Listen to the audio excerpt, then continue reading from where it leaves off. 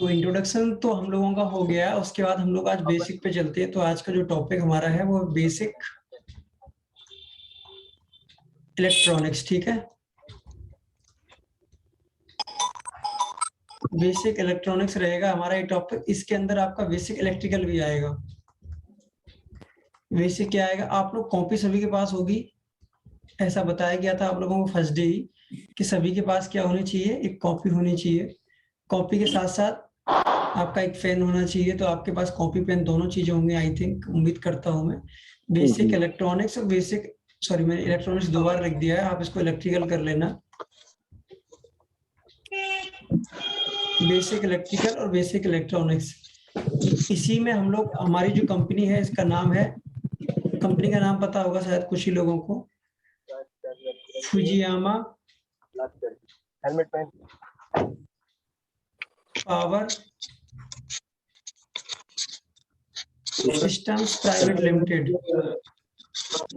हम लोग अपनी कंपनी का नाम जरूर लिखना है। ये क्या है, आपकी कंपनी का नाम है। ब्रांड नेम क्या है, ये बेसिक सी चीज है। ब्रांड नेम हमारा क्या है, यूटीएल।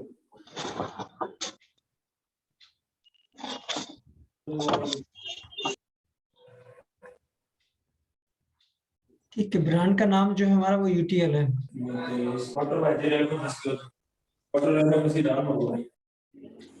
प्रमोद कुमार गोस्वामी को सेंस नहीं आ रहा था कि माइक म्यूट करना है या नहीं करना, तो मैंने इनको म्यूट कर दिया है। कृपया करके अपने माइक पे कंट्रोल रखें, अदरवाइज मैं सबको म्यूट करता जाऊंगा एक एक करके।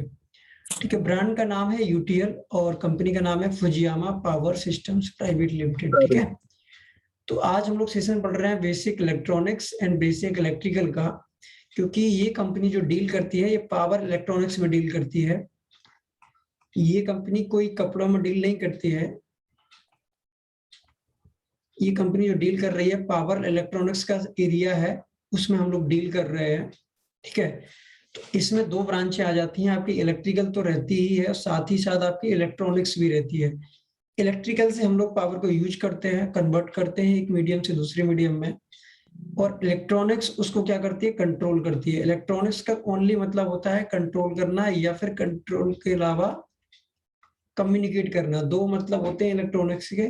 इलेक्ट्रॉनिक्स की हेल्प से या तो हम किसी चीज को कंट्रोल कर सकते हैं या फिर कम्युनिकेट कर सकते हैं। तो इसीलिए इलेक्ट्रिकल के बड़े बड़े कंपोनेंट को कंट्रोल करने के लिए हमको इलेक्ट्रॉनिक्स की जरूरत पड़ी, और बड़े बड़े कंपोनेंट में जो पावर फ्लो होती है उसको बोलते हैं इलेक्ट्रिकल। ठीक है, तो ये दो चीजों में हम लोग डील करते हैं। यूटीएल जो कंपनी है पावर इलेक्ट्रॉनिक्स की कंपनी है। पहले तो ये पता होना चाहिए, अदरवाइज आप लोग, कोई पूछेगा कहाँ काम करते हो, कंपनी क्या काम करती है, तो आप लोग एटलीस्ट इतना तो बता सके कि सर मैं यूटीएल कंपनी में काम करता हूँ और वो कंपनी हमारी पावर इलेक्ट्रॉनिक्स में क्या करती है, डील करती है। कुछ लोग पूछ देंगे पावर इलेक्ट्रॉनिक्स क्या होती है बताइए, तो एटलीस्ट आप लोग इतना बता सके पावर इलेक्ट्रॉनिक्स क्या होती है। एक जो हमारी पावर होती है, मान लो कि हमारे घर में जो पावर आ रही है उसको कंट्रोल करने के लिए, पावर जो आ रही है उसको कंट्रोल करने के लिए कुछ सर्किट लगाया जाता है। जैसे हमारे घर में स्विच एमसीबी लगी होती है, तो एमसीबी स्विच जो होते हैं ये आपके इलेक्ट्रिकल के वो है, लेकिन बड़ी बड़ी मशीनों को चलाने के लिए एमसीबी से कंट्रोल नहीं किया जा सकता है, उनको सॉफ्टवेयर की हेल्प से कंट्रोल किया जाता है। सॉफ्टवेयर की हेल्प से मैन्युअली नहीं किया जा सकता है। हम लोग घरों में चीजों को कंट्रोल करते हैं, मोटर को, फ्रिज, एसी को, इनको क्या करते हैं, मैन्युअली ऑन करते हैं, मैन्युअली ऑन करते हैं या ऑफ करते हैं। ठीक है, लेकिन बड़ी बड़ी कंपनियों में बड़े बड़े जो प्रोडक्ट होते हैं वो क्या करते हैं, उनको आप मैन्युअली ऑन ऑफ नहीं कर सकते हो। तो वहां पे आपको क्या होगा, इंडस्ट्रियल जो यूनिट होती है वहां पे आपको इलेक्ट्रॉनिक्स जो होगी, आपकी इलेक्ट्रॉनिक्स जो कंपोनेंट होंगे उनकी हेल्प से आप बड़ी बड़ी मशीनों को कंट्रोल करते हैं। तो इसलिए इस इंडस्ट्री को क्या बोलते हैं, पावर इलेक्ट्रॉनिक्स। पावर मतलब ज्यादा पावर, इलेक्ट्रिकल पावर की बात हो रही है, याद रखना इलेक्ट्रिकल पावर की बात हो रही है। इलेक्ट्रिकल पावर इलेक्ट्रॉनिक्स में हम लोग डील करते हैं, इसलिए हमको कुछ बेसिक चीजें आनी चाहिए। जैसा कि आप लोगों को भी पता होगा कि कुछ लोग इसमें से बैच में सारी उंगलियां सेम नहीं होती है, सेम यहाँ पे है कि आप लोग जो है सभी लोग इलेक्ट्रिकल ब्रांच से नहीं होंगे, ना ही सभी लोग इंजीनियरिंग बैकग्राउंड से होंगे, ना ही सभी लोग आईआईटीआई से होंगे, ना ही सभी ने डिप्लोमा किया होगा। तो ऐसे में क्या हो सकता है, जैसे मान लो कि इसमें 6 लोग हैं जो इंजीनियरिंग बैकग्राउंड से हैं, ठीक है, 4 लोग ऐसे हैं जो आईटीआई से हैं और 6 लोग ऐसे हैं जो डिप्लोमा से हैं, 12 लोग ऐसे हैं जो नॉन टेक्निकल से हैं बट उनको एक्सपीरियंस है। ऐसा हो सकता है। तो इस बैच में मान लो अगर 45 लोग हैं तो अलग अलग सबका रेशियो हो जाएगा। तो इन सबको एक साथ लेके कैसे चलना है उसके लिए पहले क्या करेंगे हम लोग, स्टार्टिंग में कुछ बेसिक चीजें सभी को एक साथ बता देंगे। जिसमें ललक होगी सीखने की वो स्टार्टिंग के उन बेसिक चीजों को सीख के अपना काम चला सकता है। ठीक है। अब मैं यहाँ पे 15 दिन में आपको टोटल इंजीनियरिंग का कोर्स तो नहीं करवा पाऊंगा, ना ही कोई करवा पाता है, ना ही इसका मैं कोई दावा करता हूँ। बट मैं हाँ आप लोगों को इतना जरूर सिखा दूंगा कि आप जो बेसिक सी चीजें हैं उनको आप समझ सकते हैं और धीरे धीरे समझ के बाद आप एक्सपीरियंस होंगे वो समझ जाएंगे। चाहे आप टेक्निकल से हो, चाहे आपने बीए किया हो, इंटर किया हो, बीएससी किया हो, सब किया हो, आप धीरे धीरे समझेंगे तो आप सीख जाओगे। कुछ जो इंजीनियरिंग करके आए हैं जिन्होंने आईटीआई किया उनको थोड़ा इंटरेस्ट ज्यादा लगेगा, वो ज्यादा क्वेश्चन पूछेंगे, तो कोई बड़ी बात नहीं है। धीरे धीरे आप भी उनके क्वेश्चन सुनिए, उनके आंसर सुनिए और मेरे आंसर सुनिए, फिर आप धीरे धीरे इंटरेस्ट लाइए तो आप भी सीख सकते हैं। क्योंकि आपने यहाँ पे ज्वाइनिंग ली है, ट्रेनिंग के लिए अप्लाई किया है, तो आपने कुछ ना कुछ सोच के किया होगा। तो आपको घबराना नहीं है, नहीं ट्रेनिंग छोड़ के जानी है, आपको आराम से ट्रेनिंग लेनी है, समझना है। कुछ चीज नहीं समझ में आती है तो पूछना भी है। ठीक है। तो मैं बेसिक से स्टार्ट करूंगा आप लोगों का सेशन। तो मैं सबसे पहले इलेक्ट्रिकल और इलेक्ट्रॉनिक्स के बाद के बीच में थोड़ा डिफरेंस आप लोगों को बता देता हूँ कि दोनों के बीच में डिफरेंस क्या है। ठीक है। पहले आप लोग इलेक्ट्रिकल और इलेक्ट्रॉनिक्स में, कुछ लोग आपसे पूछ लेंगे इलेक्ट्रिकल क्या होता है, इलेक्ट्रॉनिक्स क्या होता है, क्योंकि आप जब इंजीनियर बन के जाओगे तो लोग पूछ लेंगे इलेक्ट्रॉनिक्स क्या होता है। स्पेलिंग में थोड़ा बहुत मिस्टेक होगी तो आप लोग जरा देख लेना। मिस्टेक मीन्स ये होता है कि मैं रनिंग हैंड में लिखता हूँ, उस केस में आप लोगों को थोड़ा प्रॉब्लम हो सकती है। रनिंग हैंड में मैंने कुछ लिख दिया तो वहां पे आपको समझ में नहीं आया, तो आपको अगर इंग्लिश नहीं समझ में आ रही है तो आप मुझे बोल दीजिएगा, मैं उसकी टाइप कर दूंगा। ठीक है। तो जो मैं स्क्रीन पे लिख रहा हूँ आप भी इसको स्क्रीन पे पॉइंट वाइज लिख लिया करो, इससे बेहतर समझ में आता है। जैसे जैसे मैं लिखते जा रहा हूँ वैसे वैसे आप भी लिखते जाएंगे तो ज्यादा समझ में आएगा। देखो इलेक्ट्रॉनिक्स क्या है, पहले ये दोनों एक ही ब्रांच थी, इलेक्ट्रिकल और इलेक्ट्रॉनिक्स दोनों एक ही थी। अब क्या है, आज के जमाने में दोनों ब्रांचों को अलग कर दिया गया है। क्यों कर दिया गया है? क्योंकि इलेक्ट्रॉनिक्स एक बड़ा सेगमेंट है, बहुत बड़ा एरिया है, और इलेक्ट्रिकल भी एक बड़ा एरिया है, तो दोनों को एक साथ पढ़ेंगे तो मुश्किल हो रहा था। जैसे हमारी सिविल इंजीनियरिंग और मैकेनिक्स अलग अलग है, मैकेनिकल इंजीनियरिंग। तो जैसे मशीनें होती है वो मैकेनिकल में आती हैं, और जो कंस्ट्रक्शन काम होता है, पुल बनना, मकान बनना, कोई भी रेलवे स्टेशन बनना, वो सिविल में आता है। तो दोनों को अलग अलग कर दिया गया है। ऐसे यहाँ पे है इलेक्ट्रिकल इलेक्ट्रॉनिक्स दोनों अलग अलग ब्रांचें हो गई हैं। ठीक है। तो इलेक्ट्रॉनिक्स में समझ लेते काम करते हैं। देखो इलेक्ट्रिकल में आप लोगों को पढ़ा है, सबको पता होगा, पहला पॉइंट ये होता है कि इनका हैवी साइज होता है। इलेक्ट्रिकल की जो भी चीजें होंगी इनका हैवी साइज होगा। ठीक है। दूसरा पॉइंट होता है इनका हैवी साइज के साथ साथ ये हाई पावर पे ऑपरेट करते हैं, हाई पावर और लो फ्रिक्वेंसी। याद रखना लो फ्रिक्वेंसी पे ये काम करते हैं। तीसरा, इनका इनका दो ही मतलब इनका दो ही काम होता है, पावर को या तो ये एक जगह से दूसरी जगह पावर को कन्वर्ट करते हैं, कन्वर्ट का मतलब होता है बदलना, कन्वर्ट करते हैं या फिर ट्रांसमिट करते हैं। याद रखना इलेक्ट्रिकल की चीजें वही यूज होती हैं जहां पे हमको या तो पावर को कन्वर्ट करना होगा या फिर ट्रांसफर करना होगा, ट्रांसमिट करना होगा। ये 3 पॉइंट है, इनमें हम लोग डिफरेंस देखेंगे कि किसमें क्या है, इसमें क्या है। आपको हैवी साइज में इलेक्ट्रिकल की चीजें मिल जाएंगी, जैसे मैं आपको बताता हूँ, एक ट्रांसफार्मर रखा होता है आपके मोहल्ले में, आपका 100 वाट का बल्ब हो गया, आपकी 1000 वाट की आयरन हो गई। ठीक है। आप कहोगे आयरन तो छोटी होती है। नहीं बॉस, वो सिर्फ एक ही काम करती है, आपके कपड़ों को आयरन करती है, इसके अलावा दूसरा काम नहीं करती। इसके बावजूद भी इतनी बड़ी डिवाइस है। आपका 100 वाट का बल्ब सिर्फ रोशनी देता है, उसके बाद इतना बड़ा साइज है उसका, इतनी पावर कंज्यूम करता है। जैसे आपका वॉशिंग मशीन हो गया, ये इलेक्ट्रॉनिक्स वेस्ट आ गई है। पहले जमाने में मोटर वेस्ट थी जो मैनुअली करना पड़ता था, तो वो क्या है, आपकी पावर बहुत बड़ी साइज में होती है। इलेक्ट्रिकल की चीजें हमेशा बड़ी साइज की ही आएंगी। इलेक्ट्रॉनिक्स का मैं आपको बेहतर साइज बताता हूँ। आपका क्या बोलते हैं, इलेक्ट्रॉनिक्स का बेस्ट एग्जांपल है आपका मोबाइल, लैपटॉप, इनसे देखिए आप, आपका ब्लूटूथ जो आ रहे हैं आजकल, कितने छोटे छोटे साइज में होते हैं, उसके बाद भी कितने सारे काम कर लेते हैं। आपका मोबाइल कितना साइज में छोटा होता है, तो स्मॉल साइज में आती है इलेक्ट्रॉनिक्स की चीजें, याद रखना हमेशा। स्मॉल साइज में आपकी इलेक्ट्रॉनिक्स की चीजें हमेशा आएंगी।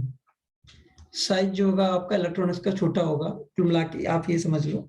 कंपेयर टू इलेक्ट्रिकल चीजें, ऐसा नहीं है कि अब आप एक लैपटॉप का ले लो, 100 वाट का बल्ब ले लो, आप रिलेटिवली कंपेयर कर सकते हो। ये नहीं कि बकरी को आप भैंस से कंपेयर करो, ऐसा नहीं।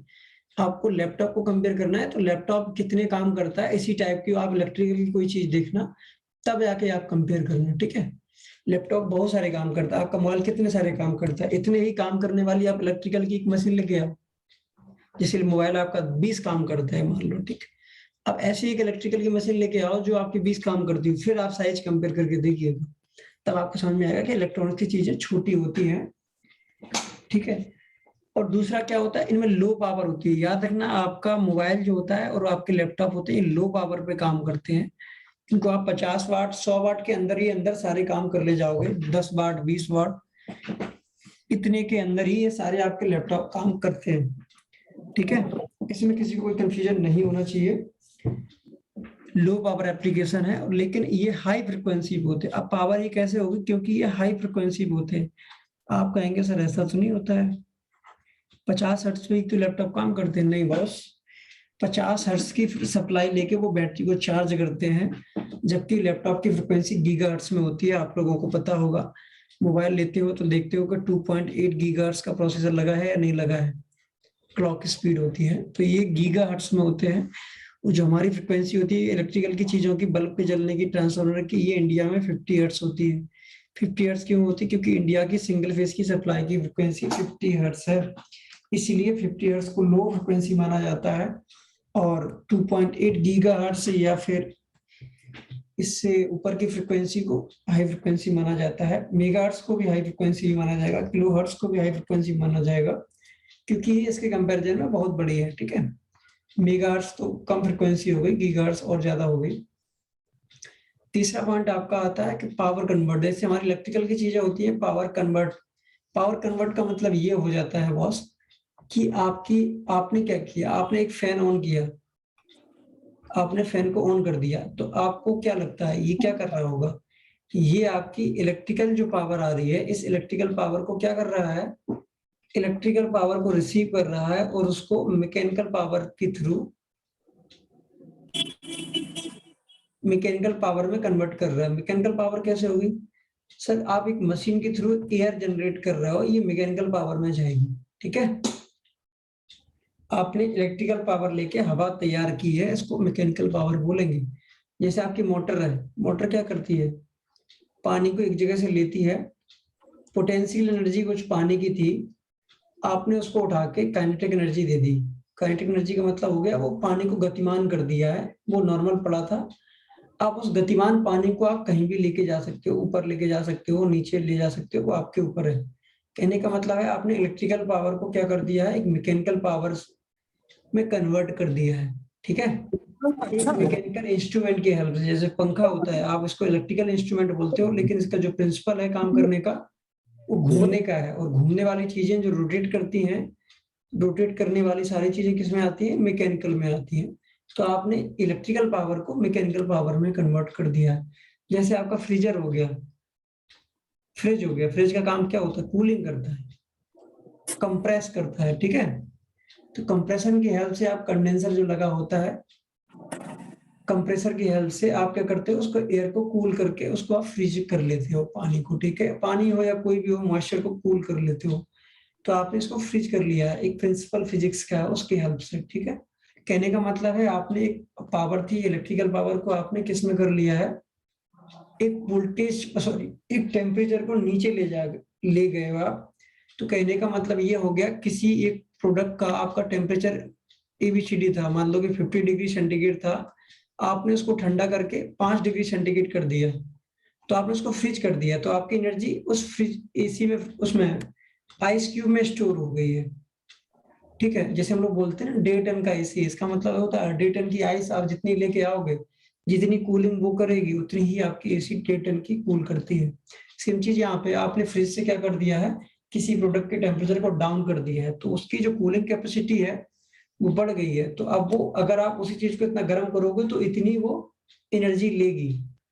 तो कुल मिला के एक मीडियम से दूसरे मीडियम में आपने एनर्जी को कन्वर्ट कर दिया है। कुल मिला के यही प्रिंसिपल है इलेक्ट्रिकल पावर को कन्वर्ट करने का दूसरे में। बहुत सारे एग्जाम्पल है, जनरेटर हो गया, आपने डीजल एनर्जी को लेके, डीजल जो होता है केमिकल एनर्जी होती है, उसको आपने बर्न करके मैकेनिकल मशीन के हेल्प से आपने क्या कर दिया, एसी बना ली। एसी मतलब इलेक्ट्रिकल एनर्जी बना ली। हाइड्रो पावर प्रोजेक्ट जो होते हैं और जो विंड एनर्जी होती है, सोलर एनर्जी होती है, ये सब क्या है, आपने एक मीडियम से दूसरे मीडियम में कन्वर्ट कर रहे हो। दूसरा ऑप्शन था हमारा ट्रांसमिट करने में। आपने देखा होगा ट्रांसफार्मर बहुत जगह लगे होते हैं, आपके मोहल्ले में, रास्ते में, सब स्टेशन जो होते हैं इलेक्ट्रिकल के, वहां पर भी बहुत सारे ट्रांसफार्मर लगे होते हैं। तो देखो ट्रांसफार्मर का सिर्फ एक ही काम होता है कि आपके वोल्टेज को अप करना या डाउन करना, दो ही काम होते हैं ट्रांसफार्मर के। या तो आपके एसी के वोल्टेज को अप कर देगा या फिर डाउन कर देगा, जैसी जरूरत होगी। तो ट्रांसफार्मर क्या करते हैं, आपके वोल्टेज को अप कर देते हैं, जरूरत पड़ती है, फिर आगे जाके कुछ दूर बाद तो उसी वोल्टेज को डाउन कर देते हैं। उसके बाद बीच में क्या होता है, ट्रांसमिशन होता है। जो पोल लगे होते हैं आपके, उन खंभों के हेल्प से हम जो पिलर होते, पोल होते हैं, पिलर तो नहीं होते हैं, वो पोल होते हैं, हम यहाँ से 50 50 किलोमीटर भी भेज सकते हैं और 5000 किलोमीटर भी पावर भेज सकते हैं, 50,000 किलोमीटर भी पावर भेज सकते हैं। ठीक है, पर यही रहेगा 5 किलोमीटर भेजने के लिए लो वोल्टेज में चली जाएगी पावर। अगर आप 5000 किलोमीटर भेजते हो तो आपको वोल्टेज बढ़ाना पड़ेगा, और अगर आप 50,000 किलोमीटर भेजते हो तो आपको वोल्टेज बहुत ज्यादा बढ़ाना पड़ेगा। तो वोल्टेज हाई करके हम अपनी पावर को लॉन्ग डिस्टेंस तक भी पहुंचा सकते हैं। उसके लिए हमको ट्रांसफार्मर की जरूरत पड़ती है जगह जगह। ठीक, तो इलेक्ट्रिकल की दो ही चीजों की है काम होता है, या तो एक पावर को आप दूसरे मीडियम में कन्वर्ट कर दो, या फिर आप उसी पावर को एक जगह से दूसरी जगह भेज दो। ये इलेक्ट्रिकल का मेन मतलब है, इसीलिए हम लोग इसी में उलझे हुए हैं सभी के सभी। लेकिन अब होता क्या है, हम 11,000 वोल्ट तक की पावर को तो आप मैन्युअली कर सकते हो ऑन या off. 11,000 volt AC phase to phase 3 phase की सप्लाई को आप मैन्युअली ऑन ऑफ कर सकते हो रिस्क लेके। ठीक है, लेकिन मैंने कहा 33 केवी की अगर आपके यहाँ सप्लाई है, 66 केवी की सप्लाई है, 720 केवी की सप्लाई आ रही है आपके एरिया में, तो क्या आप इसको आप मैन्युअली ऑन कर सकते हो? नहीं कर सकते हो। तो इसके लिए फिर आपको जरूरत पड़ेगी इलेक्ट्रॉनिक्स की। तो इलेक्ट्रॉनिक्स क्या करेगी, सॉफ्टवेयर के थ्रू ये काम करेगी। ठीक, सॉफ्टवेयर से सिग्नल जाएगा, उसके बीच में सर्किट लगा होगा, वो सर्किट आपका 720 की सप्लाई को ऑन या ऑफ कुछ भी कर सकता है। पहले कौन करता था 11,000 में, यहाँ पे एक ह्यूमन होता था। ह्यूमन मतलब क्या, हम लोग, एक मैन्युअली जो इंजीनियर होगा, ठीक है, जो इलेक्ट्रीशियन होता है, वो जाके उसको ऑन ऑफ करता था। देखा होगा आपने गांव में 11,000 की लाइन आपके गांव में आती है, तो वो जो इलेक्ट्रीशियन आता है, वो लाइनमैन बोलते हैं, वो क्या करता है, 11,000 वोल्ट की लाइन को सब स्टेशन से क्या कर लेता है, शट डाउन ले लेता है, फिर काम करता है। ठीक है, बट यहाँ पे तो शट डाउन ले नहीं सकते हो ना। 720 की सप्लाई कभी भी शट डाउन उस पर नहीं जाती है, बहुत रेयरली जाती है पूरे साल में। आप सोच रहे हो 66 केवी की लाइन आपके एरिया से निकली है, या 720 की निकली है, या फिर कोई और लाइन निकली है, उसको आप शट डाउन लोगे तो मान लो, समझ रहे हो, लाखों का नुकसान सेकंडों में होता है। आपने अगर 15 सेकंड लाइन को शट डाउन कर दिया, समझ लो 15 लाख का कंपनी को नुकसान हो गया। तो आप शट डाउन नहीं ले सकते हो। तो यहाँ पे आप स्विच कर सकते हो, शट डाउन लेके बैठ नहीं सकते हो यहाँ पे, इसलिए इलेक्ट्रॉनिक्स की जरूरत पड़ती है। ये सिर्फ मैंने ट्रांसमिशन वाला आपको एग्जाम्पल बताया है, बाकी इलेक्ट्रॉनिक्स का हर जगह यूज है। सभी को इसका आइडिया होगा, भर भर के यूज किया जा रहा है इलेक्ट्रॉनिक्स का आज के जमाने में। जैसे मैं आपको बता देता हूँ, एक बहुत बढ़िया एग्जाम्पल मेरे सामने है। दो चीजें हैं, इंडियन रेलवे, इंडियन रेलवे जो है हमारी, एक उसका जो होता है लोकोमोटिव जिसको बोलते हैं, इंजन होता है जो, ठीक है, जो इंजन होता है, मैं इलेक्ट्रिकल इंजन की बात कर रहा हूँ, डीजल इंजन की बात नहीं कर रहा हूँ। एक मेट्रो होता है, सवारी तो सभी में ट्रेवल करती है, मेट्रो में भी एक इंजन होता है आगे जो लगा होता है। जो इंजन तो उसको बोलते हैं जो कुछ काम कर रहा हो, जो हेड हो आगे। तो ठीक है, इसमें भी मेट्रो में इंजन होता है, उसमें भी होता है, सिस्टम सभी में होता है। लेकिन मेट्रो में कभी आपको इंजन दिखाई नहीं देगा कि इंजन यहाँ पे लगा हुआ है। काम उसमें भी होता है, इसमें भी होता है। लेकिन आप इंडियन रेलवे का देखिएगा, आगे बहुत विशालकाय एक इंजन रखा रहता है, जबकि मेट्रो में तो ऐसा नहीं होता है। क्यों, ऐसा क्यों?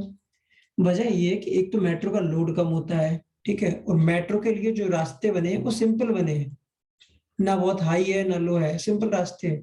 जबकि इंडिया मेट्रो के रास्ते ऐसे बने हैं और इंडियन रेलवे के रास्ते ऐसे हैं। तो इंडियन रेलवे को कभी लोड लेके चलना पड़ता है, इसका इंजन कभी उसमें लगा दिया, उसका इंजन कभी इसमें लगा दिया, तो इसलिए उसको ज्यादा पावर की जरूरत है। इसीलिए आप क्या कर रहे हैं, यहाँ पे बड़ा इंजन लगा रहे हैं, इलेक्ट्रिकल का बड़ा इंजन, इसमें आपको बड़ी बड़ी मोटर लगानी पड़ेगी, ठीक। और मेट्रो में क्या होता है, कम पावर है और आप इलेक्ट्रॉनिक्स की हेल्प से आराम से इसको चला ले रहे हो। मेट्रो में दूसरी चीज आप लोगों ने देखी होगी, उसके जो गेट होते हैं, मेट्रो के गेट ऑटोमेटिक ऑन हो जाते हैं, जबकि इंडियन रेलवे के गेट धक्का मारने से भी ओपन नहीं होते हैं। ऐसा क्यों होता है? तो इसमें सब कुछ मैन्युअली है, जबकि मेट्रो में जो कुछ भी है वो ऑटोमेटिक है। जैसे ही मेट्रो आएगी, मेट्रो अपनी जगह पे पहुंचेगी, ड्राइवर उसके आगे से बस सिस्टम ऑन कर देगा। आजकल तो कुछ मेट्रो ऐसी भी चल रही है जो ऑटोमेटिक है फुल्ली, ड्राइवर को बस बैठ के पबजी खेलना होता है, बाकी सारा सिस्टम से, सॉफ्टवेयर से सारा काम होता है। मेट्रो अपनी जगह आएगी, वही रुक जाएगी, ऑटोमेटिक गेट खुल जाएंगे, सवारी बैठ जाएंगी, वो चेक कर लेगा कोई मेट्रो के गेट पे तो नहीं है, गेट बंद हो जाएंगे और ऑटोमेटिक मेट्रो चलने लगेगी। सब ऑटोमेटिक हो गया है मेट्रो में। क्यों? क्योंकि हमारे पास इलेक्ट्रॉनिक्स थी। और इलेक्ट्रॉनिक्स को चाहिए होता है फीडबैक। फीडबैक का मतलब होता है कोई उनको कान में बताता जाए हर सेकंड कि क्या चल रहा है पीछे, है ना। इंडियन रेलवे में क्या होता है, आपको ग्रीन कलर का एक झंडा लेके दिखाना पड़ता है कि भाई साहब जाइए, हरा सिग्नल है, भाई साहब बताओ। एक हरा झंडा दिखाने से ही आपकी अगर ट्रेन डिपेंड है, सही जाना है या नहीं जाना है, तो ये तो बहुत पुराना जमाना हो गया भाई। हरा झंडा दिखा रहे हो तब रेलवे जा रही है, नहीं दिखा रहा तो नहीं जा रही है, ये क्या तरीका हो गया। मेट्रो में क्या है, सब कुछ हर सेकंड चेक होता रहता है, क्योंकि वहां पे कैमरे लगे हैं। कैमरे ऑटोमेटिक चेक करते रहते हैं कि कहीं किसी गेट पे कोई आदमी फंस तो नहीं गया है, गेट ओपन तो नहीं है। तो जब ये सब काम ऑटोमेटिक चेक होना है, तो सिस्टम जो सब कुछ सॉफ्टवेयर वो चेक कर लेता है, सब कुछ ओके है और वो चलना स्टार्ट कर देता है। जबकि इंडियन रेलवे में ऐसा अभी नहीं है। तो डिफरेंस क्या है दोनों में, इंजन दोनों में से इलेक्ट्रिकल लगे थे, इसमें भी इलेक्ट्रिकल है, इसमें भी इलेक्ट्रिकल है। बस अंतर क्या है, इसमें इलेक्ट्रॉनिक्स का भरपूर यूज किया गया है, इलेक्ट्रॉनिक्स को दबा के यूज किया गया है। बट जबकि इलेक्ट्रिकल वाले जो इंजन लगे हैं रेलवे में, उसमें मैन पावर ज्यादा है। मनीष श्रेष्ठ, आई थिंक आपका नेटवर्क का एरर है। मेरी वॉइस अगर ब्रेक नहीं हो रही है किसी को भी, तो प्लीज 25 टाइप कर देना चैट में, अगर मेरी वॉइस एकदम क्लियर आ रही है तो। अगर सभी को मेरी आवाज एकदम क्लियर आ रही है तो कृपा करके 25 चैट में टाइप कर दो, कोई भी दो लोग, तो मुझे ये क्लियर हो जाएगा कि मेरी वॉइस एकदम क्लियर जा रही है। ठीक है, बहुत सारे लोगों ने 25 टाइप कर दिया, इसका मतलब ये हो गया मेरी आवाज एकदम क्लियर जा रही है। तो बेसिक बेसिक हमको समझ में आ गया, इलेक्ट्रिकल और इलेक्ट्रॉनिक्स दोनों मिले जुले भाई बहन हैं, बट दोनों में अंतर क्या है कि एक दूसरे की हेल्प करने के लिए दोनों है। इलेक्ट्रिकल चीजें ज्यादातर इलेक्ट्रॉनिक्स को हेल्प नहीं करती है, लेकिन इलेक्ट्रॉनिक्स क्या है, इलेक्ट्रिकल का ही बच्चा है। इसलिए जो भी चीजें आपकी इलेक्ट्रिकल में यूज हो रही होंगी, वैसा आपका इलेक्ट्रॉनिक्स में भी यूज होगा। लेकिन इलेक्ट्रॉनिक्स क्या है, छोटी चीज है, बहुत महीन चीज है। मैं ये कहूँ कि आपके दिमाग जो है ये इलेक्ट्रॉनिक्स है, और जो आपका शरीर है वो इलेक्ट्रिकल है। क्या विदाउट शरीर के आपका दिमाग हो सकता है? नहीं हो सकता। अगर आपका शरीर ही नहीं है तो आपकी आत्मा नहीं होगी, आत्मा नहीं होगी तो आपका ब्रेन नहीं होगा, ठीक है। जैसे आदमी मरने के बाद पड़ा रहता है तो वो इलेक्ट्रिकल है, ठीक है। और अगर उसमें इलेक्ट्रॉनिक्स ऐड कर दो तो एक चलता फुटता आदमी बन जाता है। इलेक्ट्रॉनिक्स विद इलेक्ट्रिकल एक चलने वाला आदमी हो गया। अगर मैं कहूंगा क्या सर अकेली इलेक्ट्रॉनिक्स हो सकती है, देखो अकेली इलेक्ट्रॉनिक्स मेरे ख्याल से हो भी सकती है, नहीं भी हो सकती है, ठीक है। क्योंकि बेसिक जो फंडा है हमारा वो इलेक्ट्रिकल का है। अगर इलेक्ट्रॉन एक जगह से दूसरी जगह ट्रेवल कर रहा है, इसको बोलते हैं इलेक्ट्रिकल इंजीनियरिंग। इलेक्ट्रॉन का एक जगह से दूसरी जगह जाना, इसको बोलते हैं इलेक्ट्रिकल इंजीनियरिंग। जैसा कि आप लोग देख रहे होंगे यहाँ पे स्क्रीन पे, इलेक्ट्रॉनिक्स और इलेक्ट्रिकल में सिमिलर क्या है, ELECTR, इतना नाम दोनों का सेम है। इसका मतलब होता है कि दोनों में जो कैरियर है, कैरियर का मतलब होता है जो चलने वाला है, करता धरता है। दोनों में जो करता धरता है वो इलेक्ट्रॉन है। दोनों ही इंजीनियरिंग की स्ट्रीम में जो करता धरता है वो इलेक्ट्रॉन ही है। कहने का मतलब है हमारे शरीर में जो ब्लड है, ब्लड के अंदर क्या होता है, आपके पैर में चोट लगती है, आपके दिमाग को विद इन सेकेंड में कैसे पता चल जाता है कि आपके पैर में चोट लग गई है? तो हमारे शरीर में न्यूरॉन्स होते हैं, ठीक है। तो ऐसे ही आप सन है, ये सन है, ठीक है। आप अर्थ पे रह रहे हो यहाँ पर, ठीक है। अब यहाँ से सनलाइट आती है तो आपको गर्मी कैसे लगती है? कुछ लोग कहते हैं अरे धूप आ रही है, अरे धूप आ कैसे रही है, ये तो कौन बताएगा? तो इसके लिए मीडियम चाहिए। तो मीडियम क्या होती है? बहुत सारे मीडियम होते हैं। तो एयर होता है, एटमॉस्फेयर होता है, यहाँ पे बहुत सारे मीडियम होते हैं, ठीक है, पृथ्वी तक आने के लिए। लेकिन एनर्जी जो ट्रेवल करती है उसका जो करता धरता है उनको बोलते हैं फोटोन।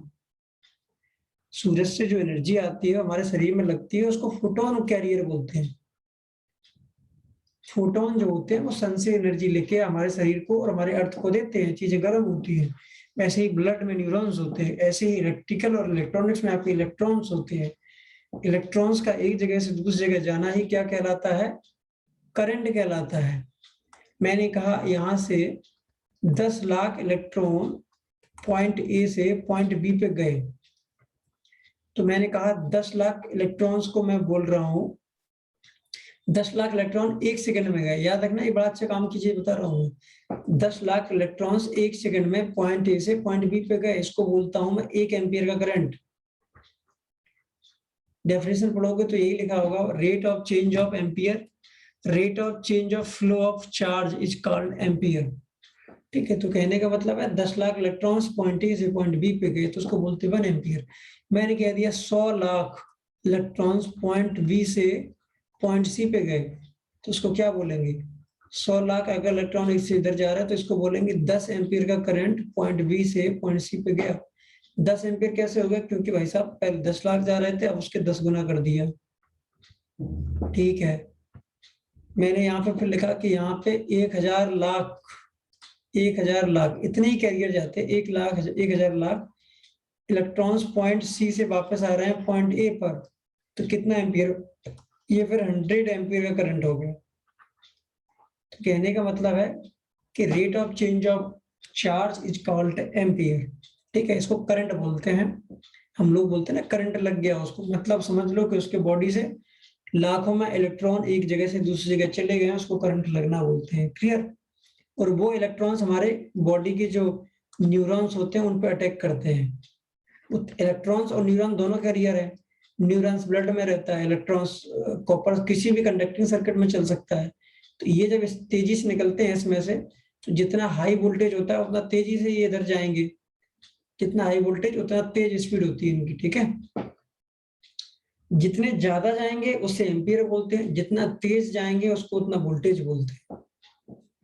मैंने फिर से बोल दे रहा हूं मैं, इलेक्ट्रॉन्स एक पॉइंट से पॉइंट बी पे जा रहा है, ये अगर 10 लाख जा रहे हैं तो इस पे डिपेंड करेगा आपका एम्पियर, कितने एम्पियर का करंट जा रहा है। लेकिन ये 1 सेकंड में जा रहे हैं या फिर आधे सेकंड में जा रहे हैं, इसको क्या बोलते हैं? आपका वोल्टेज। ये डिपेंड करता है आपके वोल्टेज पे, जितना जल्दी जाएंगे उतना हाई वोल्टेज माना जाएगा, ठीक है। इसीलिए बोलते हैं कि आप जैसे जैसे वोल्टेज बढ़ाते जाते हैं वैसे वैसे एम्पियर बढ़ता जाता है। वैसे वैसे एम्पियर इसलिए बढ़ जाता है क्योंकि आपका जब टाइम कम होगा तो टाइम बचा हुआ होगा, उसमें और इतने ही इलेक्ट्रॉन्स आ जाएंगे, क्योंकि करंट की जो कैलकुलेशन होती है पर सेकंड होती है, तो जितना कम टाइम लगेगा तो उतने इलेक्ट्रॉन्स और मल्टीप्लाई होते जाएंगे 1 सेकंड में, तो वो फिर वोल्टेज के साथ साथ एम्पियर बढ़ जाते हैं। तो बेसिक ये समझ लो, आप लोगों ने समझ लिया होगा कि इलेक्ट्रिकल और इलेक्ट्रॉनिक्स में जो कैरियर है हमारे, वो दोनों के दोनों इलेक्ट्रॉन्स है। बस अंतर इतना है कि जो इलेक्ट्रिकल होती है, मैं इसको ई लिख रहा हूँ, ठीक है, इलेक्ट्रॉनिक्स इंजीनियरिंग, और जो ईसी लिख रहा हूँ इलेक्ट्रॉनिक्स, ठीक है। EC actually electronic and communication होता है, तो बट समझने के लिए समझ लो इलेक्ट्रॉनिक्स लिख रहा हूँ, ठीक है। और इलेक्ट्रिकल मैंने ई लिख दिया। अब ये समझ लो, इलेक्ट्रॉनिक्स में मैंने कहा कि 10 लाख इलेक्ट्रॉन जा रहे हैं, जबकि इलेक्ट्रिकल में जाएंगे 0,000 लाख, बस अंतर यही है। ये उसके हजारों लाखों गुना ज्यादा इलेक्ट्रॉन फ्लो करते हैं। इलेक्ट्रॉनिक्स में आपके 1-2 एम्पियर, 1 एम्पियर से लेके 10 एम्पियर तक, मैक्सिमम 10 एम्पियर तो बहुत हो गया, इतने में सारी मशीनें हमारी चल जाती हैं इलेक्ट्रॉनिक्स में, ठीक है। 1 एम्पियर से 10 एम्पियर, जबकि इलेक्ट्रिकल में 1 एम्पियर से स्टार्ट होता है और चला जाता है हजारों एम्पियर तक, ऊपर भी चला जाता है। तो हाई एम्पियर की जो चीजें होंगी हाई रेटिंग, हाई पावर वाली जो चीजें होंगी इलेक्ट्रिकल में होंगी, इलेक्ट्रॉनिक्स में बहुत कम पावर की चीजें। कम पावर का मतलब होता है लो एम्पियर, लो वोल्टेज, ठीक है। ये बेसिक चीजें हो गई कि इलेक्ट्रॉनिक्स क्या है, इलेक्ट्रिकल क्या है, काम कैसे करते हैं। दोनों में अलग अलग कंपोनेंट हैं, तो अलग अलग कंपोनेंट होंगे तो अलग अलग दोनों के काम हो जाएंगे, ठीक है। जैसे मैं आपको बताता हूँ कुछ कंपोनेंट के बारे में। 3 टाइप के कंपोनेंट हम लोग पढ़ेंगे इलेक्ट्रिकल और इलेक्ट्रॉनिक्स में, इन्हीं पे सब कुछ डिपेंड है। पहला तो देखो 3 टाइप के होते हैं, एक तो होता है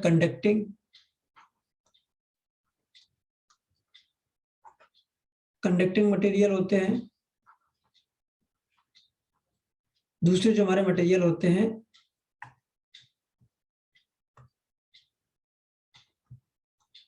इंसुलेटिंग। थोड़ा मेरा ये स्लो चल रहा है तो मैं एक काम करता हूँ, मेरे पास एक फोटो पड़ी है बेसिक की, मैं वहां पे आपको सीधे सीधे दिखा दूंगा, ठीक है। ये थोड़ा स्लो चल रहा है मेरा पेन आज लिखने में, फिर आप लोगों को क्लियर दिखाई नहीं देगा, इसलिए मैं एक काम करता हूँ यहाँ से।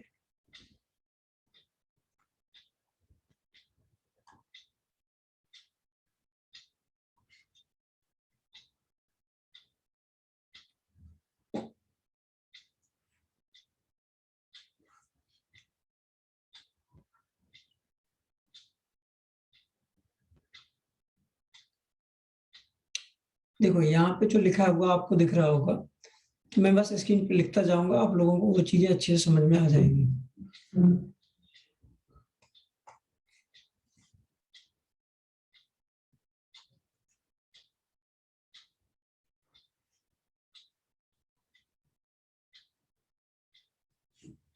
देखो पहला होता है आपका कंडक्टर्स, दूसरे होते हैं सेमीकंडक्टर्स, तीसरे होते हैं इंसुलेटर। इनको हिंदी में बोलते हैं, इसको बोलते हैं कुचालक,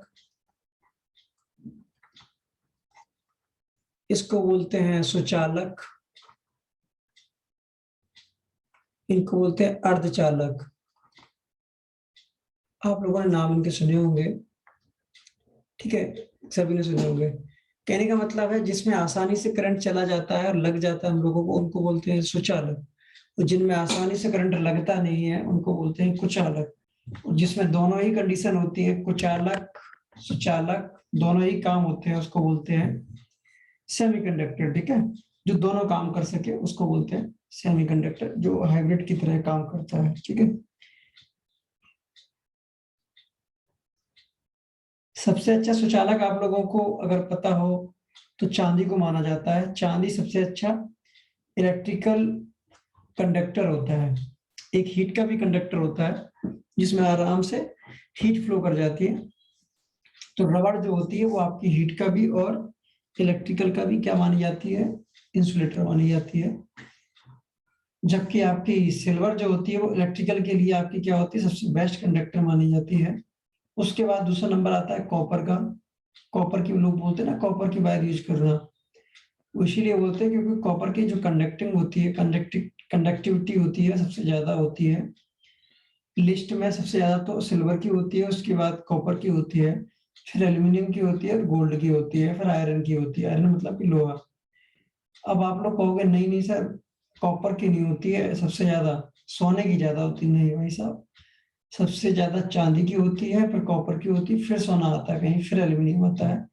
चूंकि सोना महंगा मेटल है तो हम उसको यूज नहीं करेंगे, चांदी भी महंगा मेटल है इसलिए चांदी को जनरली यूज नहीं किया जाता है। बट जो कंडक्टिविटी होती है वो चांदी की ज्यादा होती है, लेकिन चांदी महंगा है और चांदी जल्दी मेल्ट भी हो जाता है कॉपर की अपेक्षा, इसलिए चांदी को अवॉइड किया जाता है। तो सबसे ज्यादा बढ़िया मटेरियल यूज होता है वो कॉपर होता है और एल्यूमिनियम। कॉपर और एल्यूमिनियम ही इंडस्ट्री में सबसे ज्यादा चलता है। लोग कहते हैं प्योर कॉपर की वायर है, कहने का मतलब है उसकी कंडक्टिविटी ज्यादा होगी। क्योंकि कॉपर एक हैवी मेटल है, हैवी मेटल होने की वजह से उसका क्या होता है, उसकी लाइफ ज्यादा होती है, ठीक है। एल्यूमिनियम हल्का मेटल है, आप देखना कॉपर का वजन कम ज्यादा होता है, एल्यूमिनियम का वजन कम होता है। कॉपर की लाइफ ज्यादा होती है एल्यूमिनियम की अपेक्षा, ठीक है। और कंडक्टिविटी भी ज्यादा होती है, वोल्टेज ड्रॉप कम होता है। इंसुलेटर में एयर होगी आपकी हवा, हवा में आपका करंट ट्रेवल नहीं कर सकता है, एक लिमिट तक ट्रेवल नहीं कर सकता, याद रखना। हर चीज की एक लिमिट होती है, एक लिमिट के ऊपर चले जाओगे तो सब कुछ उल्टा हो जाता है ना। लोग कहते हैं, वो आपने थ्योरी पढ़ी होगी, थ्योरी ऑफ रिलेटिविटी आइंस्टीन की। तो अगर आप टाइम से आगे चल सकते हो तो सारे जो आपके फार्मूले हैं ना, जो हम लोग देखते हैं, ये सब कुछ बदल जाते हैं, एक भी चीजें नहीं रहती हैं। अगर आप टाइम के साथ चलोगे तो जो नियम हम लोग अभी देखते हैं, समझते हैं, वो सब ऐसे ही रहते हैं। तो कुछ लोग होते हैं जो टाइम से आगे चले जाते हैं, तो क्या होगा आपका, फिर सारी चीजें आपकी बदल जाती हैं। इसलिए इसी में यहाँ पे है, अगर आप लिमिट में रहते हो, जो लिमिट आपको बताई गई है, तो आपका क्या होगा, सारी चीजें आपके अकॉर्डिंग चलेंगी। अगर आप लिमिट से बाहर चले गए तो चीजें फिर बदल जाएगी। रोज श्रीवास्तव कह रहे हैं मीटिंग स्टार्ट क्यों नहीं हो रही है। अब इनको लिंक पे भेज देता हूं मैं, एक बार और लिंक पे क्लिक करेंगे, मीटिंग ज्वाइन कर लेंगे और मीटिंग स्टार्ट हो जाएगी। इसमें कोई बड़ी बात है नहीं, ठीक है। बट आपको क्या करना है, लिंक पे क्लिक करके ही मीटिंग ज्वाइन करनी है। कुछ लोग पता नहीं कॉल वॉल करने के लिए बोल रहे थे, वो सब मत करना। लिंक जो भेजता हूँ उस पर क्लिक करो, मीटिंग ज्वाइन करो, ज्यादा परेशान मत हो। सिंपल सी चीज है, मेरा मोबाइल नंबर सेव कर लेना, जिसने आज लिंक भेजी थी उसका नंबर सेव कर लेना, ठीक है। लिमिट का मतलब यहाँ पे क्या है, देखो लिमिट होती है एयर, एयर की भी लिमिट है। एयर देखो नॉर्मली क्या होती है, इंसुलेटर होती है, ठीक। एयर नॉर्मली इंसुलेटर होती है, हवा में आपको वोल्टेज ऐसा नहीं कर सकता है कि आपको करंट लग जाए। लेकिन अगर आप वोल्टेज को बढ़ाते चले जाए, वोल्टेज को एक लिमिट से ऊपर ले जाओगे, तो जो हवा है उसके बीच में भी आपका करंट फ्लो कर जाता है। कहने का मतलब है, एक वायर गया, एक वायर ये गया, अगर आपने इन दोनों वायर के बीच वोल्टेज बहुत ज्यादा लगा दिया तो इसके बीच में भी इलेक्ट्रॉन ट्रेवल कर जाएंगे। इसके ट्रेवल लगते इधर चले जाएंगे, आपस में इनमें क्या हो जाएगा, इलेक्ट्रॉन ट्रेवल करने लगेंगे। इसलिए आप लोगों ने, किसी ने सुना होगा कि 11,000 की लाइन, लोग बोलते हैं ना 11,000 की लाइन 1 फुट से खींच लेती है, ऐसा बोलते हैं लोग। 1 फुट से खींच लेती है। 33,000 की लाइन आधे 2 फुट से खींच लेती है, ऐसा लोग बोलते हैं कि 33,000 की लाइन के पास से अगर जाओ ना, हाथ रखो, तो ऐसा लगता है कि वो खींच रही है अपनी तरफ, 2 फुट से दूर से खींच लेती है। बजाय आप समझ गए होगे कि वही है कि आपने वोल्टेज को बढ़ा दिया है, वोल्टेज बढ़ा दोगे तो हवा भी उसके लिए क्या बन जाती है, एक कॉपर की वायर की तरह, और वो आपको खींचना स्टार्ट कर देती है। सेम प्लास्टिक का है। प्लास्टिक में भी आपने वायर देखी होगी अपने घरों में, जो भी आप वायर लेके आते हो घरों में, वायर मतलब डोरी, तो उस पर लिखा रहता है 1,000 वोल्ट लिखा रहता है। ध्यान से देखना, आप हर वायर पे लिखा रहता है 1,000 वोल्ट। कहने का मतलब है इस वायर को आप 1,000 वोल्ट तक यूज कर सकते हो। तो उसके ऊपर की जो कोटिंग है पीवीसी की, प्लास्टिक की जो कोटिंग है, वो डैमेज नहीं होगी। डैमेज का मतलब है आपको शॉक नहीं लगने वाला है और वो मेल्ट नहीं होगी, ठीक है। मतलब आपको करंट नहीं लगेगा। जैसे ही आप 1,000 वोल्ट से ऊपर जाओगे, आपके वायर के जो ऊपर पीवीसी लगी होती है, पॉलीविनाइल क्लोराइड लगा रहता है, प्लास्टिक ही होता है रबड़ जैसा, उसको आप टच करोगे तो आपको करंट लगना स्टार्ट हो जाएगा, जैसे आप उस वायर से 1,000 वोल्ट से ऊपर लेके जाते हो। समझ गए मेरी बात। इसलिए आप लोगों ने देखा होगा 11,000 की लाइन, 33,000 की लाइन या इससे बड़ी लाइन, इनके ऊपर कोई प्लास्टिक का मेटल नहीं लगाया जाता है।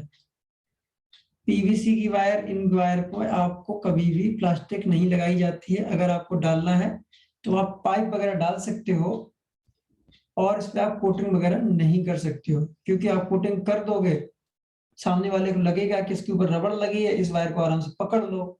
लेकिन उसको ये पता नहीं है कि ये 11,000 की लाइन है और ये प्लास्टिक होने के बावजूद भी ये करंट मार देगी। तो नॉर्मल प्लास्टिक वहां पे काम नहीं करती है, तो कोएक्सियल केबल आती हैं जो बहुत महंगी होती है, वो लगाई जाती हैं, जिसके अंदर बहुत हैवी कोटिंग होती है, 3 लेयर की कोटिंग होती है। वो वायर फिर यूज की जाती है अगर आप उस वायर को अंडरग्राउंड करना है तो। हवा में जा रही है तो 11,000 की लाइन हमेशा ओपन जाती है। अगर आप अंडरग्राउंड कर रहे हो तो कोएक्सियल केबल आती है, वो बहुत महंगी आती है, आप ट्राई करना मार्केट में। वो कम से कम 100 गुना महंगी होती है, ठीक है। तो वो वायर लोग अफोर्ड नहीं कर सकते, इसलिए 11,000 की लाइन को अंडरग्राउंड कम किया जाता है, क्योंकि बहुत महंगी पड़ जाती है वो। तो कहने का मतलब है कि कोई भी चीज इंसुलेटर कब तक है, कब तक वो नहीं है, ये डिपेंड करता है आपके वोल्टेज पे। तो प्लास्टिक, लकड़ी, रबड़, ये सब चीजें होती हैं जो इंसुलेटर होती है, इनको आप पकड़ लोगे नॉर्मल वोल्टेज की सप्लाई को तो आपको करंट नहीं लगेगा। लेकिन लिमिट वही है कि 11,000 की लाइन पे आप प्लास लेके नहीं जा सकते हो। एक प्लास कुछ लोग होते हैं, मैंने देखा है, तो प्लास लेके चले जाएंगे 11,000 की लाइन पे काम करने की, लाइन चल रही है तो 11,000 की लाइन पे ये प्लास के ऊपर जो प्लास्टिक लगी ये काम नहीं करेगी, आप जल जाओगे। तो ये चीजें ध्यान रखना है कि आपको एक वोल्टेज तक ही आपको प्लास्टिक की चीजें यूज करनी है जो आपको दी गई है। सो हर कंडीशन लिखी होती है। 1000 वोल्ट से नीचे आप ये चीजें जो प्लास हो गया आपका, प्लायर हो गया, ये सब प्लायर मतलब प्लास, ठीक है, पेचकस, स्क्रू ड्राइवर, ये सब चीजें यहीं पे यूज करना है। अगर कहीं सप्लाई 1000 वोल्ट के ऊपर है वहां पे आपको कोई भी इंस्ट्रूमेंट ये यूज नहीं करनी है। फिर वहां पे हाई पावर जो पावर इंस्ट्रूमेंट होते हैं वो यूज किए जाते हैं और वो आपके पास नहीं होते। इसलिए 11,000 वोल्ट तक की सप्लाई के लिए आपको ये ट्रेनिंग मिल रही है, इससे ऊपर की सप्लाई की ट्रेनिंग ये नहीं है। ठीक है, तो आप समझ गए, कहीं भी 1000 वोल्ट से ऊपर की सप्लाई है आपको वहां पे काम नहीं करना है, क्योंकि आपके पास इंस्ट्रूमेंट नहीं है, आपको ट्रेनिंग नहीं दी गई है, तो आप अपनी लाइफ रिस्क पे मत लगाइए। ठीक है, ये बेसिक हो गई। कोई चीज कब तक सोचा अलग है, कब तक कुछ अलग है, ये आपके वोल्टेज पे डिपेंड करता है। ठीक, अब ये अर्धचालक क्या होती है इसको भी समझ लेते हैं। देखो अर्धचालक क्या होता है, जो दोनों काम करे, सुचालक का भी काम करे और कुचालक का भी काम करे। तो होता क्या है, देखो इसमें जो आपका फैन है, फैन को आप ऑन करोगे, ऑफ करोगे, ये काम आप कैसे करते हो, मैनुअली। मैनुअली आप कैसे करते हो, एक स्विच लगा होता है, स्विच से ही तो आप फैन को ऑन करते हो या फिर फैन को ऑफ करते हो, यही करते हो। लेकिन मैंने आपसे कह दिया कि 1 सेकंड में आपको 40 बार फैन को ऑन ऑफ करना है, क्या आप कर पाओगे? 1 सेकंड में 40 बार फैन को ऑन और ऑफ करना नहीं कर पाओगे। बहुत से बार 4 बार कर पाओगे या 5 बार कर पाओगे, इससे ज्यादा आप ऑन ऑफ फैन को नहीं कर पाओगे। ठीक है, क्यों नहीं कर पाओगे कि आदमी की एक लिमिट होती है कोई काम करने की, उससे ज्यादा वो नहीं कर सकता है कितना भी कोशिश कर ले। तो ये तो प्रॉब्लम हो गई। हाँ देखो, मैनुअल स्विच में हमेशा प्रॉब्लम रहती है। क्या प्रॉब्लम रहती है, देखो इसमें आपका ह्यूमन का इंटरफेयर होता है कि जब तक आदमी चल के नहीं जाएगा वो पंखा ऑन नहीं होगा। तो एक ऐसे आदमी की जरूरत पड़ती है जो चल सकता है। ठीक है, तो पहली कंडीशन हो गई आपको ह्यूमन डिपेंडेंसी हो गई, आदमी को जाना पड़ेगा चल के तब फैन ऑन होगा या ऑफ होगा। ठीक, दूसरा, आप इसको दोनों तरीके से यूज नहीं कर सकते हो। स्विच को आप दोनों तरीके से कब ऑन कर सकते हो, जब तक आपके पास आदमी है। आदमी का मतलब है जब तक आपके पास ह्यूमन पावर है तभी आप उसको ओपन कर सकते हो और शॉर्ट कर सकते हो, दो ही चीजें हैं। शॉर्ट कर दोगे तो आपका इंसुलेटर की तरह काम करने लगेगा और क्लोज कर दोगे, उल्टा बोल गया मैं, शॉर्ट का मतलब होता है कंडक्टर, ओपन का मतलब होता है इंसुलेटर। ठीक है, ये तभी तक काम कर सकते हो जब आपके पास आदमी है। बट मैंने कहा ये काम बहुत तेजी से करना है और विदाउट आदमी के करना है, तो ये काम आप नहीं कर पाओगे, उसके लिए आपको सेमीकंडक्टर की जरूरत पड़ेगी। तो सेमीकंडक्टर डिवाइसेस क्या करती हैं, जो मटेरियल होते हैं वो क्या करते हैं, उनमें एक खूबी होती है। वो खूबी ये होती है कि वो दोनों काम कर लेते हैं। जब आप उनको बोलोगे पहले से, लेकिन उनको एक चीज है, उनको पहले बताना पड़ता है कि आपको ये काम करना है, तभी वो काम करेंगे, अदरवाइज नहीं करेंगे। तो इनमें क्या होता है, सिलिकॉन, जर्मेनियम और गैलियम आर्सेनाइड, ये बेसिक है सेमीकंडक्टर के एलिमेंट है। ये तो उसका कंपाउंड फॉर्म है। ये सिलिकॉन और जर्मेनियम दो अलग मेटल है, मेटल नहीं है, ये एलिमेंट है। मेटल तो वो होते हैं copper, aluminium, gold, iron, silver, ये मेटल में आते हैं। सिलिकॉन, जर्मेनियम, ये जो हमारे एलिमेंट है ये नॉर्मल सेमीकंडक्टर में मिलते हैं हमको। लेकिन आजकल सिलिकॉन और जर्मेनियम अकेले यूज नहीं हो रहे हैं मार्केट में, इनके मिक्स यूज हो रहे हैं, जैसे गैलियम आर्सेनाइड। बहुत सारे कंपाउंड है, कंपाउंड का मतलब होता है बहुत सारे लोग मिलके एक चीज बनाए, उसको कंपाउंड बोलते हैं। तो बहुत सारे एलिमेंट मिलके एक एलिमेंट बनाए तो उसको बोलते हैं हम लोग कंपाउंड एलिमेंट। तो उस एलिमेंट से हम सेमीकंडक्टर मटेरियल को बनाते हैं। वो क्या काम करते हैं, जब हम उनको बोल देंगे कि अब आपको कंडक्टर की तरह काम करना है तो वो कंडक्टर की तरह काम करने लगते हैं। जब हम लोग मना कर देंगे कि अब आपको कंडक्टर की तरह काम नहीं करना है, आपको इंसुलेटर की तरह काम करना है, तो वो फिर इंसुलेटर की तरह काम कर लेते हैं।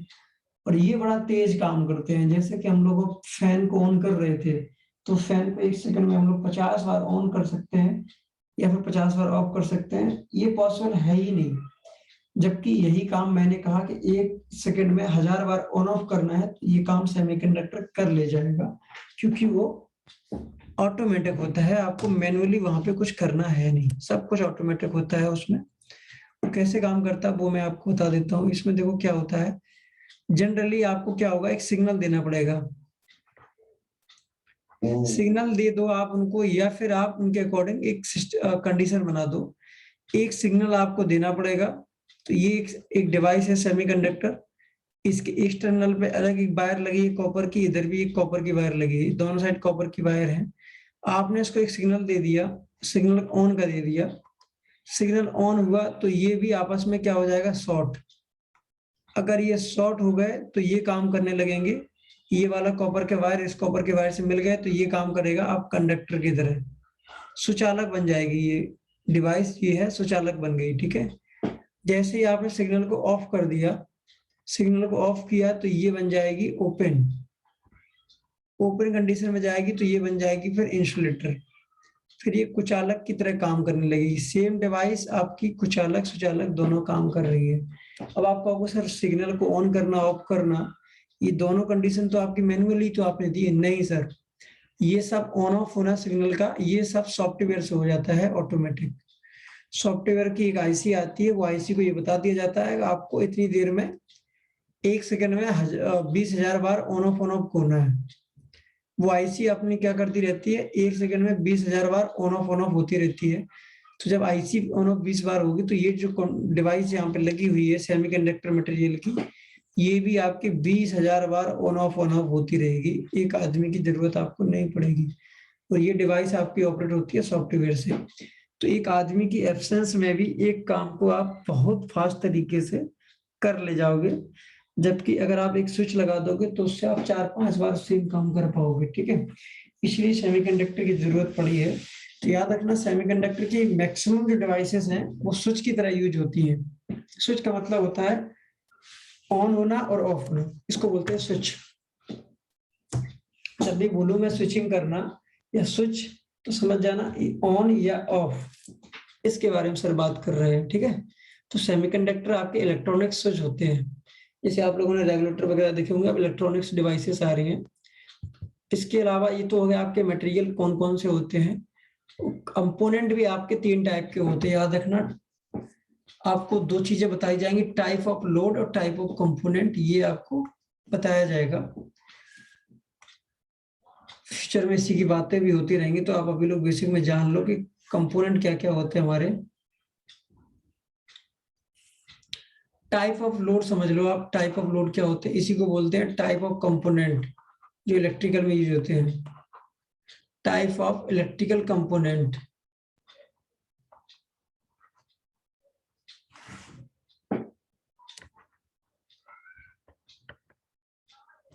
टाइप ऑफ इलेक्ट्रिकल कंपोनेंट ये क्या होता है, देखो जिनके माध्यम से हम सर्किट बनाते हैं, जिनके माध्यम से हम सर्किट बनाते हैं, सर्किट मतलब कि एक स्ट्रक्चर बनाते हैं। जैसे हमारा एक घर है, घर में क्या होता है, सरिया लगता है, सीमेंट लगता है, लकड़ी लगती है और बालू लगती है और यही चीज टाइल्स लगती हैं, ग्लास लगते हैं। तो ये सब मटेरियल मिलके एक अच्छे घर को सुंदर बनाते हैं। सेम चीज यहाँ पे एक सर्किट को बनाने के लिए प्रॉपर सारे काम हो, उसके लिए हमको कुछ कंपोनेंट की जरूरत पड़ती है। तो मेनली जो सर्किट आते हैं हमारे, वो रेजिस्टिव होते हैं, कैपेसिटिव होते हैं, इंडक्टिव होते हैं। तो ये कॉपी में लिख लेना आप लोग, रेजिस्टिव कंपोनेंट और कैपेसिटिव कंपोनेंट और इंडक्टिव।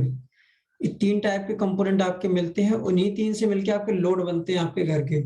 आपके घर का लोड रेजिस्टिव है, कैपेसिटिव है या इंडक्टिव है, ये डिपेंड करेगा कि आपके घर में कंपोनेंट कौन से वाले लगे हुए हैं, ठीक। रेजिस्टिव जो हमारे लोड होते हैं, जिनको आर से डिनोट किया जाता है, रेजिस्टेंस का सिंबल होता है आर, कैपेसिटिव का सिंबल होता है सी, और इंडक्टिव का सिंबल होता है सिंबल जो होता है वो एल होता है। याद रखना इंडक्टिव आई से स्टार्ट होता है, जबकि सिंबल उसका आई है। ऐसा इसलिए करना पड़ा क्योंकि आई जो हमारा था वो करंट में यूज हो रहा था। करंट को डिनोट करने के लिए आई यूज होता है, इसलिए इंडक्टर के लिए अब एल बनाना पड़ेगा। अब कुछ लोग कहेंगे करंट के लिए आपने सी क्यों नहीं बताया, करंट सी से स्टार्ट हो रहा तो सी क्यों बना, आई क्यों बना दिया, आई इसको दे देते, सी इसको दे देते कैपेसिटर को, करंट को बीच में क्यों डाल दिया। हाँ सही कह रहा हूँ, मुझे भी ये बात समझ में आई थी कि इंडक्टर को आई दे देते, वो करंट को सी दे देते, और कैपेसिटर को फिर क्या देते, इसको कुछ और दे देते। नहीं, करंट की जो आई है, आप पढ़ना गूगल पे तो ये लिखा रहता है कि इंटेंसिटी, इंटेंसिटी ऑफ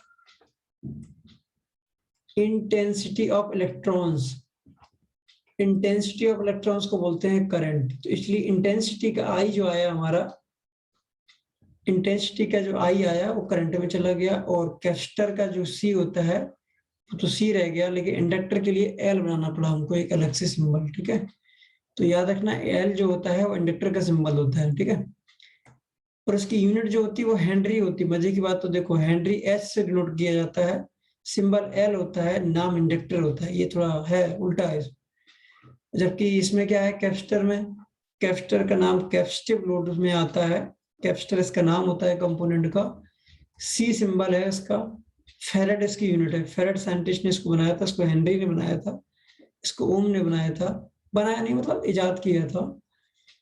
तो फेरेड इसका सिंबल है, जो आपने देखा होगा पीएफ लिख के आता है, पीएफ, पीएफ का मतलब होता है पिको फेरेड, 10 की पावर, माइक्रो होता है 10 की पावर -6, 10 की पावर -12, इसको बोलते हैं पिको फेरेड। 10 की power -9, I think pico farad होता है 10 की पावर -9, हम कंफ्यूज लिटिल बिट। 10 की पावर -9 पिको फेरेड होता है। ठीक, 10 की पावर माइनस होता है 8 नैनो फेरेड। ठीक है, ये इतना डीप में कोई जाना नहीं है, बट बस बता दिया मैंने। रेजिस्टेंस जो होता है उसको रेजिस्टिव लोड की कैटेगरी में डाला जाता है। अगर आपके बहुत सारे रेजिस्टेंस मिल के किसी सर्किट में लगे हैं एज ए लोड, तो वो रेजिस्टिव लोड माना जाएगा। और उसका सिंबल जो होता है आर होता है, इसकी यूनिट जो होती है ओम होती है, और इसका दूसरा सिंबल और भी है ये। ठीक है, ये सिंबल होता है इसका। और जो इनको कंपोनेंट को सिंबल जो होते हैं वो ये बने हुए थे। अगर आप ऐसे ऐसे ऐसे बना देते हो तो ये रेजिस्टेंस बन जाता है। रेजिस्टेंस नॉर्मली 2 टर्मिनल की डिवाइस है, 1 and 2, point number 1 and point number 2। Capacitor, जो कैपेसिटर होता है वो भी 2 टर्मिनल है, 1 और 2, 2 पैर होंगे उसके। इंडक्टर जो होता है आपका वो भी 1 पैर और 2 पैर, 2 टर्मिनल डिवाइस हैं दोनों, 3 की तीनों। ठीक, अब आप कहोगे इंडक्टर होता क्या है सर। देखो, कॉपर की वायर को आप स्प्रिंग जैसा रोल कर दो सेम साइज में। ये किसकी वायर थी, कॉपर की वायर। कॉपर की वायर को जब आप स्प्रिंग जैसा रोल कर दोगे तो वो बन जाती है इंडक्टर। ठीक है, कैपेसिटर क्या होता है, 2 मेटल की प्लेट को पास में रख दो आपस में थोड़ी दूरी पे, तो कैपेसिटर बन जाता है। ठीक है, वो अलग अलग मेटल यूज होता है अलग अलग वैल्यू के लिए, कुछ अलग अलग मटेरियल पे, कुछ मेटल के साथ 2 दूरी पे, इनके बीच में कुछ स्पेस होता है, ऐसा कर दो तो क्या हो जाता है, कैपेसिटर बन जाता है। याद रखना, कैपेसिटर जो स्टोर करता है वो वोल्टेज को स्टोर करता है। कैपेसिटर जो हमारा स्टोर करता है वोल्टेज स्टोर करता है। जो करंट स्टोर करने वाली डिवाइस होती है वो आपकी इंडक्टर होती है। तो जो रेजिस्टेंस होती है वो कुछ भी स्टोर नहीं करती है। इसमें आप लोग थोड़ा कंफ्यूज हो रहे होंगे। किसी ने माइक लिया है तो मैं माइक दे देता हूँ, गयासुद्दीन माइक ले लो। Listening me, sir. बोलिए बोलिए। Can I speak some words, sir? हाँ आप बोलिए, क्या बोल रहे हो। सर मैं ये कहना चाह रहा हूँ, जो ये हेनरी का लॉ, इसका एक लॉ भी तो होता है ना, हेनरी का जो लॉ होता है उसके बारे में जानना चाहता हूँ सर। हेनरी का लॉ मतलब, एक एक अकॉर्डिंग ऐसा होता है सर, जैसे करंट फ्लो के बारे में ही बताया जाता है उसके बारे में, क्योंकि ये मैंने 2012 में पढ़ा था, अब दिमाग से निकल गया मैं। इसमें हेनरी का एक लॉ होता है सर, जैसे वो करंट के बारे में होता है सर वो हेनरी का लॉ नहीं है। अच्छा फेरेड लॉ है वो। एक फैराडे का लॉ है, एक लेंज लॉ है। अच्छा, फेरेड का लॉ है वो सर। फैराडे का लॉ तो उस पे है, और लेंज का लॉ है, वो जो करंट की डायरेक्शन होता है वो लेंज लॉ है। जी जी जी जी सर। वो लेंज लॉ है, हेनरी का लॉ नहीं है, हेनरी का लॉ नहीं है, फेरेड का लॉ है और लेंज लॉ है। तो अच्छा फेरेड का लॉ उस पे काम करता है आपका, रोटेटिंग जो होती है उस पे। और लेंज का लॉ करंट की डायरेक्शन पे होता है, कि वो मैग्नेटिक फील्ड में होता है। मैग्नेटिक अच्छा। फील्ड, हालांकि यहाँ पे जो इंडक्टर होते हैं ये मैग्नेटिक फील्ड में ही पावर को स्टोर करते हैं, एनर्जी को। जी जी जी, इसीलिए तो ये मैंने सर मैग्नेटिक फील्ड रेज जो हैंड बनता किया। है, जो जी स्टोर, जो करंट स्टोर होता है, ये मैग्नेटिक फ्लक्स के फॉर्म में होता है, मैग्नेटिक फ्लक्स। जी। मैग्नेटिक फ्लक्स मैग्नेटिक फील्ड बनाता है, उससे आपकी मैग्नेटिक एनर्जी के थ्रू करंट बनता है, स्टोर होता है, ठीक है। तो मैंने ओके इन सर। शॉर्ट बता दिया कि करंट स्टोर होता है इसमें, वो मैग्नेटिक फ्लक्स के फॉर्म में होता है। यहाँ पे जो स्टोर होता है ये जी इलेक्ट्रिक फील्ड होता है। Okay sir. इलेक्ट्रिक फील्ड के लिए ओपन सर्किट चाहिए होता है, मैग्नेटिक फील्ड के लिए क्लोज सर्किट चाहिए होता है। कभी भी क्लोज सर्किट में आपका इलेक्ट्रिक फील्ड नहीं बनेगा, और ओपन सर्किट में मैग्नेटिक फील्ड नहीं बनेगा। तो याद रखना, आप मैग्नेट का जब भी देखना, एक मैग्नेट ऐसी होती है एन और एस, तो एन से निकलती है, ऐसे जाती है, ऐसे ही होता है ना, जी जी, अपोजिट साइड होता है सर उसका। अपोजिट। तो ये क्लोज होती है, जी। ये एन से निकलते हैं और एस पे जाते हैं, ये क्लोज ओ, होते हैं, ये ओपन नहीं हो सकते हैं। तो इसलिए ऐसे ही जी। यहाँ पे बनता है। तो ये क्लोज सर्किट होता है, क्लोज सर्किट में करंट फ्लो करता है, ये समझ लेना। मैग्नेटिक फील्ड क्लोज सर्किट में बनता है, और okay sir. Electric field okay. Open में बनता है। इसलिए आपका कैपेसिटर जो होता है हमेशा ओपन होता है। दो जी प्लेटें जी। ऐसे रख दो दूर दूर, तो आपका इलेक्ट्रिक फील्ड बनता है, ठीक है। और जो आपकी रेजिस्टेंस होती है ये कुछ भी स्टोर नहीं करती है, ठीक है, बस ये हीट में कन्वर्ट करती है पावर को, हीट में ओके आपका सर, वो लॉस कर मेरे को देगी याद आ पावर रहा को। था। सर मेरे को याद आ रहा था ना, तो इसीलिए मैंने पूछ लिया है सर। नहीं, कोई इशू नहीं है, लेंस का लॉ है वो, जो डायरेक्शन आप बोल रहे हो डायरेक्शन वाला लेंस लॉ है, अच्छा ठीक अच्छा। है। Okay, thank you sir. Generator वाला आप प्रिंसिपल पढ़ोगे, वहां पे आपको समझ में आएगा। ये फेरेड का लॉ है, मैग्नेटिक फील्ड इलेक्ट्रिक फील्ड में कन्वर्ट कैसे होता है वहां पे है। और ओके मैग्नेटिक सर। फील्ड में आप किसी भी कंडक्टर को रखोगे तो करंट की डायरेक्शन क्या होगी, ये बताने के लिए आपका लेंज का लॉ है। तो अगर ओके। आप लोग इंटरेस्ट हो तो इन शॉर्ट मैं आपको गूगल पे दिखा देता हूँ। यहाँ पे मैं आपको अभी दिखा भी देता हूँ, अटेंडेंस आप लोगों की अभी नहीं हुई है। Lenz law, said. जी सर। फिजिकल लिमिट, यहाँ पे मुझे पता नहीं किसके में डालो, ये चलिए देखो, डेफिनेशन देख लेते हैं हम लोग एक बार। इलेक्ट्रोमैग्नेटिज्म, इलेक्ट्रोमैग्नेटिज्म का मतलब होता है इलेक्ट्रिकल एनर्जी और मैग्नेटिक एनर्जी। ये आप देख रहे हो ना, यहाँ पे बना हुआ है। जी जी जी सर। तो एन से इस पावर जा रही है, एस पे जा रही है। तो statement that an induced electric current flow in the direction such that the current opposes the change the induction वो दूसरी induced in साइड it. जाता है The sir. law was introduced in 1834 by the Russian physician Henrik French Emil Lenz. तो Lenz का law है, ये कहता है कि जिस डायरेक्शन में आप कंडक्टर रखोगे तो उसका अपोज करता है, मैग्नेटिक फील्ड जी अपोज करता है कंडक्टर को। उसकी वजह से क्या होता है, परमानेंट बार मैग्नेटिक प्रैक्टिकल, उसमें आप देखना वही है, किस डायरेक्शन में करंट फ्लो करेगा मैग्नेटिक फील्ड में, अगर आप एक कंडक्टर रखते हो। ये उनका लॉ था। और जो आपका फेरेड का लॉ है वो आपका वो दूसरा वाला है, जी कि सर। मूविंग उसमें रखोगे तो आपका कितना वो, प्रिंसिपल ऑफ जनरेटर है उनका बेसिक, फेरेड का लॉ। वो भी दिखा देता हूँ, आपको थोड़ा क्लियर हो जाएगा। बाकियों को भी, जिनको भी इंटरेस्ट है थोड़ा, उनको भी लगे। फेरेड, ये इंडक्शन का लॉ है इनका। फेरेड उनका करंट का डायरेक्शन है, ये देखो, ये कितना मैग्नेटिक फील्ड जनरेट होगा फ्लक्स से, ये ला कहता है verify Faraday law, basic law of electromagnetism predicted how a magnetic field will interact with electric field. कहने का मतलब है कितना आपका मैग्नेटिक फील्ड कितना इलेक्ट्रिक फील्ड बनाएगा, मतलब ये हो गया कि आप कितने करंट से कितना वोल्टेज बना पा रहे हो। ये कुल मिला के ये समझ लो ट्रांसफार्मर का काम है इनका।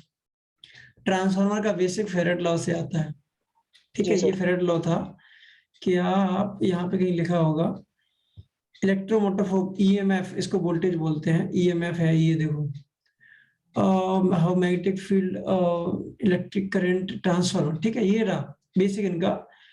जो ट्रांसफार्मर होता है इसका बेसिक आपका फेरेड लॉ से आता है, ठीक है।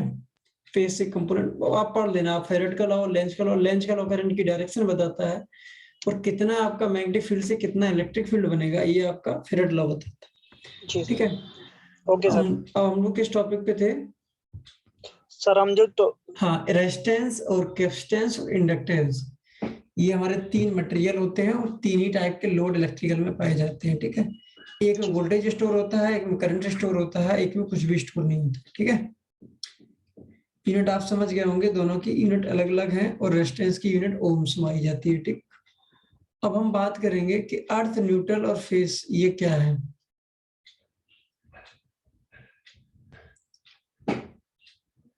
मैं आपको इन शॉर्ट बता देता हूँ, आप स्क्रीन पे जो लिखा है इसको देख के लो, अगर समझ में आता है तो बढ़िया है, बाकी मैं आपको इन शॉर्ट साइड में बता दूंगा अभी। ये लिख लो, बड़ा काम की चीज मैंने यहाँ पे लिख रखी है, ये current flow always high voltage to low. याद रखना, करंट की डायरेक्शन हमेशा हाई वोल्टेज से लो वोल्टेज की तरफ होगी। करंट का मतलब ये समझ लो, वाटर, वाटर हमेशा हाई एल्टीट्यूड, एल्टीट्यूड का मतलब होता है ऊंचाई, हाई एल्टीट्यूड से लो एल्टीट्यूड पे आता है।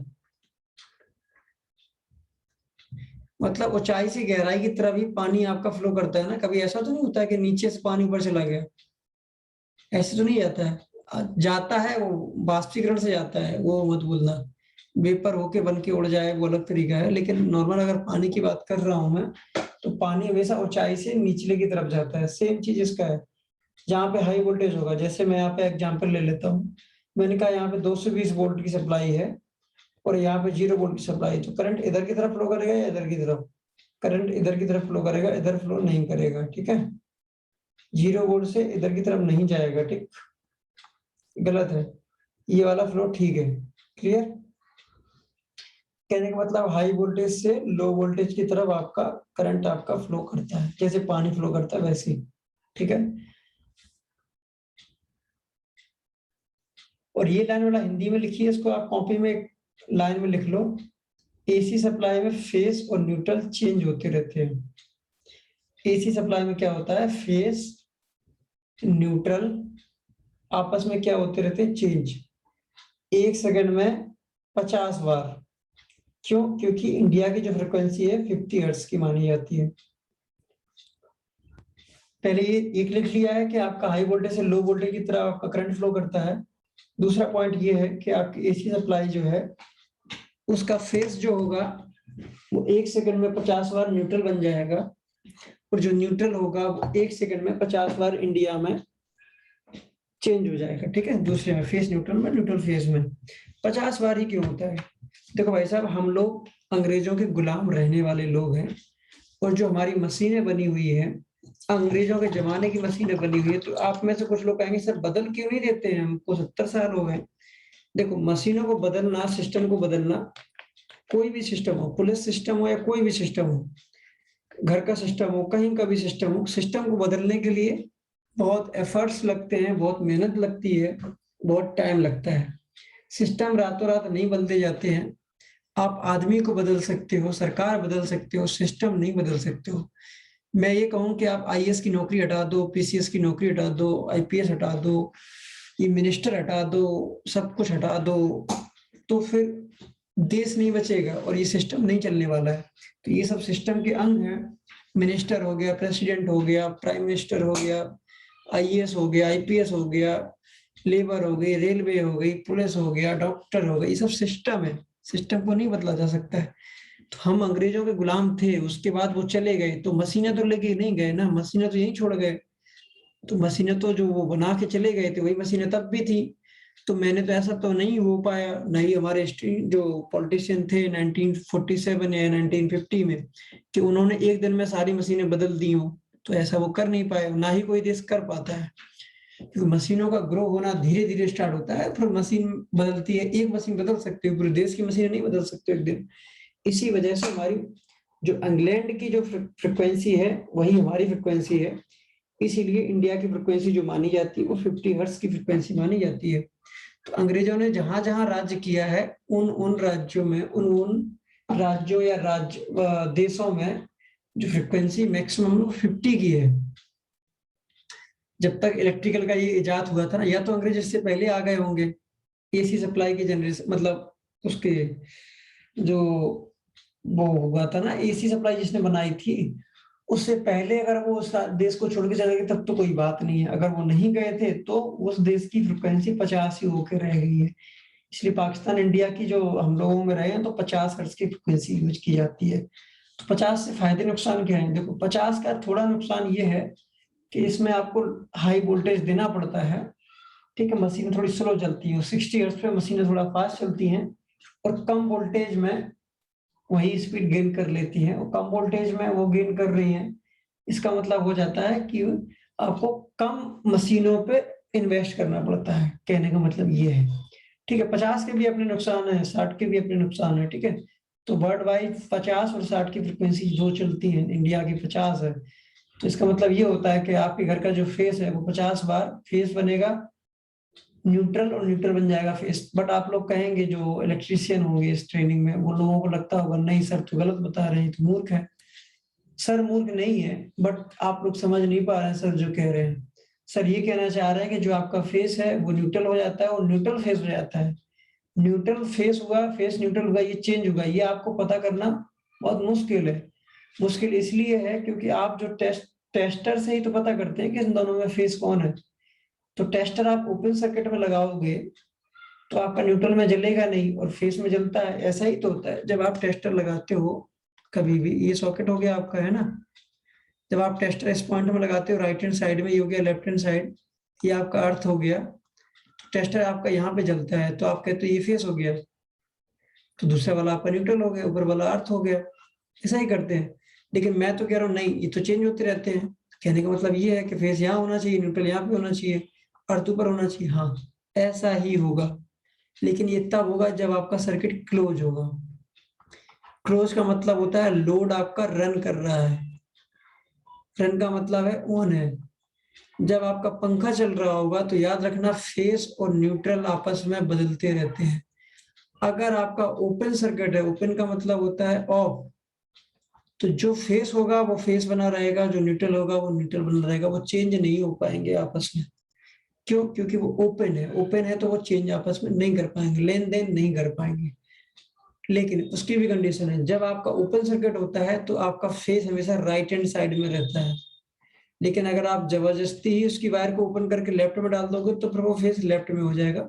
बट रूल ये बोलते हैं कि आपको राइट में ही फेस डालना है और उसके बगल से ही स्विच लगाना है राइट हैंड साइड में। ऐसा ही नियम है। बट आपको बोर्ड लगा है ये, तो ये आपका राइट हैंड साइड में फेस हो गया, इधर लेफ्ट न्यूट्रल हो गया, राइट में फेस हो गया, ये स्विच हो गया, इसके बगल से और स्विच हो गए।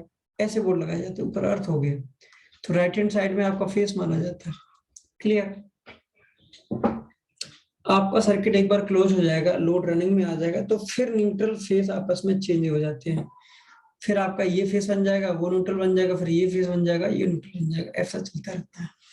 क्वेश्चन था कि अर्थ क्या होता है, ग्राउंड क्या होता है, न्यूट्रल क्या होता है, ये हमको समझना है। ठीक है, समझ लेते हैं इसको। मैं इरेज कर देता हूँ पूरा।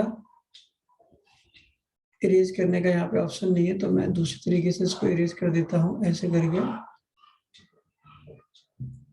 डिलीट।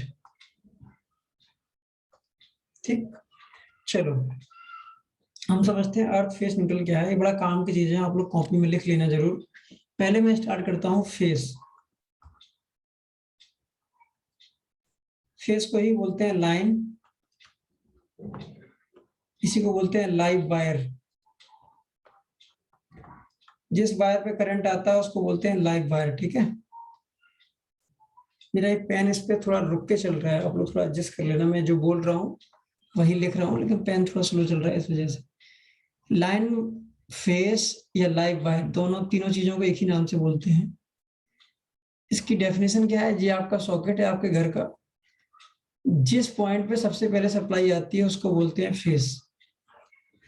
आपके घर में सप्लाई जो आई होगी, जिस वायर पे आपके सर्वप्रथम फर्स्ट टाइम, जैसे आपने सब कुछ एमसीबी ऑन कर दी, जिस टर्मिनल पे आपकी वो आएगी सप्लाई, उसको बोलते हैं फेस।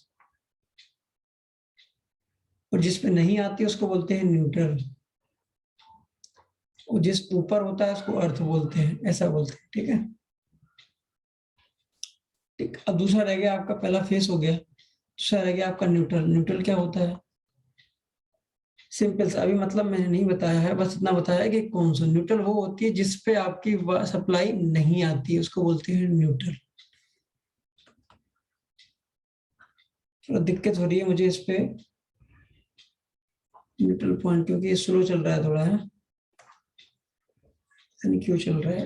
न्यूट्रल पॉइंट बोलते हैं, ठीक है, जहां पे सप्लाई नहीं आती है। तीसरा होता है अर्थ, एडजस्ट कर लेना, मैं चेंज कर दूंगा अभी, पेन चेंज कर दूंगा या फिर पेज चेंज कर दूंगा। अर्थ पॉइंट, तो अर्थ पॉइंट वो होता है जहां पे आपको प्रोटेक्शन देना होता है।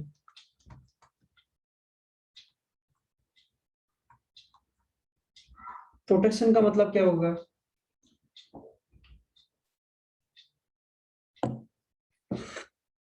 प्रोटेक्शन का मतलब होता है बचाव,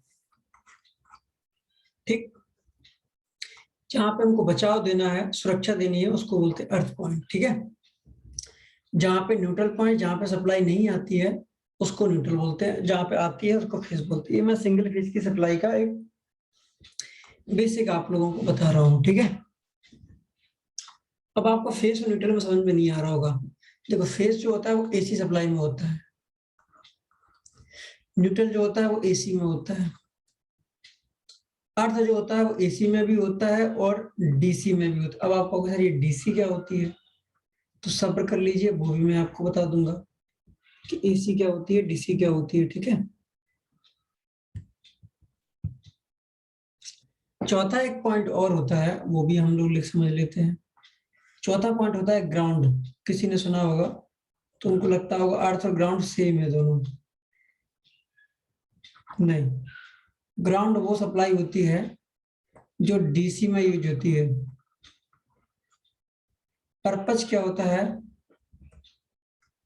बाईपास करने के लिए, बाईपास बोलो या फिर सर्किट कंप्लीट बोलो,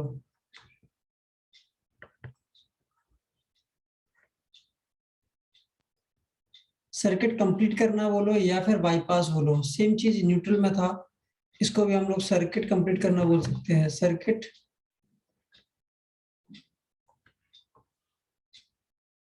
ठीक है। तो अब जो ज्यादा सबसे ज्यादा डिफरेंस कंफ्यूजन होता है न्यूट्रल, अर्थ और ग्राउंड के बीच में। इन तीनों में बड़ा कंफ्यूजन होता है लोगों को, मुझे भी होता था। चलो मैं क्लियर कर देता हूँ। देखो न्यूट्रल पॉइंट का जो स्टार्टिंग में जो पॉइंट वो रहेगा हमारा, क्या बोलते हैं, वोल्टेज, जो स्टार्टिंग वाला वोल्टेज रहेगा वो रहेगा आपका 0 वोल्ट। अर्थ का जो वोल्टेज रहता है वो भी 0 वोल्ट माना जाता है। ग्राउंड का वोल्टेज होता है ये भी 0 वोल्ट माना जाता है। तीनों का वोल्टेज जो होता है 0 होता है, बस अंतर अलग अलग है। न्यूट्रल अगर आपका एसी में है तो उसको न्यूट्रल बोलोगे, और डीसी में है उसको ग्राउंड बोलोगे। तो न्यूट्रल और ग्राउंड में बस यही डिफरेंस है, एक एसी सप्लाई में यूज होता है, एक डीसी सप्लाई में यूज होता है, ठीक है। एक एसी में यूज होगा, एक डीसी में यूज होगा, दोनों में बस इतना अंतर, ठीक है। याद रखना, ये ग्राउंड आपका डीसी सप्लाई में बोलते हैं और न्यूट्रल आपका एसी सप्लाई में बोलेंगे। तीनों का वोल्टेज 0 है। अर्थ क्या होता है इसका 0 वोल्टेज क्यों, देखो आपके घर में कोई कूलर रखा है, कोई भी ऐसी चीज है जो लोहे की है, जिसकी बॉडी पे आपका करंट जा सकता है, जिसकी बॉडी पे आपका करंट जा सकता है। मैंने ये पावर सॉकेट, एक सॉकेट लगा दिया, इसमें सप्लाई आने लगी, इस कूलर की बॉडी पे कहीं ना कहीं से आपका 220 वोल्ट आने लगा, टच हो रहा है कोई वायर अगर इसकी बॉडी पर टच होगा तो क्या हो जाएगा, वो उसकी पूरी बॉडी पे 220 वोल्ट बना देगा, ठीक। मैंने आपको बताया था करंट हमेशा हाई वोल्टेज से लो वोल्टेज की तरफ फ्लो करता है, ये बेसिक है हमारा, ठीक। आपने इस कूलर की बॉडी पे 220 वोल्ट की सप्लाई दे दी है, और अगर आपने गलती से इसको टच कर दिया, ठीक, टच कर दिया, आपके पैर जमीन पे है, जमीन का वोल्टेज होता है अर्थ का 0 वोल्ट। अर्थ पॉइंट या फिर अर्थ का वोल्टेज, जमीन को बोलते हैं अर्थ, ग्राउंड को अर्थ नहीं बोलते हैं। तो जमीन का जो वोल्टेज होता है 0 वोल्ट होता है, और आपकी बॉडी का वोल्टेज है 220। तो 220 और 0 वोल्ट के बीच में क्या है, आपकी बॉडी, और आपकी बॉडी का, ह्यूमन बॉडी का जो रेजिस्टेंस होता है वो 200 ओम के लगभग होता है। 220 का वोल्ट, 200 ओम की रेजिस्टेंस, तो ओम्स का लॉ है V = IR। सबको पता होगा जो थोड़ा बहुत टेक्निकल बैकग्राउंड से है, ओम्स का लॉ ये कहता है कि वोल्टेज करंट के रेजिस्टेंस के मल्टीप्लिकेशन के बराबर होता है। उल्टा कह सकते हैं, वोल्टेज में अगर आप रेजिस्टेंस से डिवाइड कर दो तो करंट निकल आएगा। वोल्टेज की वैल्यू होगी 220 वोल्ट, रेजिस्टेंस की वैल्यू होगी 200 ओम, क्योंकि आपकी बॉडी का रेजिस्टेंस 200 ओम है। तो जो करंट आ गया वो 1 एम्पीयर के लगभग आ गया। 1 एम्पीयर करंट आपकी बॉडी को झटका देने के लिए आराम से सफिशिएंट है। इसीलिए आप कूलर में जब भी हाथ रखते हो फिर कहते हैं अरे इस कूलर में तो करंट आ रहा है, ऐसा ही तो बोलते हैं। वो करंट इसलिए आ रहा है कि श्रीमान जी आपने उसकी अर्थिंग नहीं कर रखी है। अगर आपने उसकी अर्थिंग की होती तो आपको ये झटका ना लगता। तो अब इसकी अर्थिंग करनी है। अब आती है अर्थिंग की बात। देखो आपकी बॉडी पे 220 वोल्ट आ रहे हैं, क्यों? क्योंकि उसका फेस का वायर इस पर टच हो रहा है। वो आपकी लोहे की बॉडी है तो वो पूरी बॉडी पे जाएगा ही जाएगा। आपको क्या करना है, यहाँ पे एक वायर कॉपर की लेके आनी है। कॉपर की वायर आपको जमीन में गाड़ देनी है लाके, ठीक है? उसको बोलते हैं अर्थिंग। जमीन में गाड़ दोगे क्या होगा, तो जमीन का वोल्टेज जो होता है 0 वोल्ट होता है, ठीक? वो 0 वोल्ट कॉपर की वायर के थ्रू आपके बॉडी तक पहुंच जाएगा, ठीक?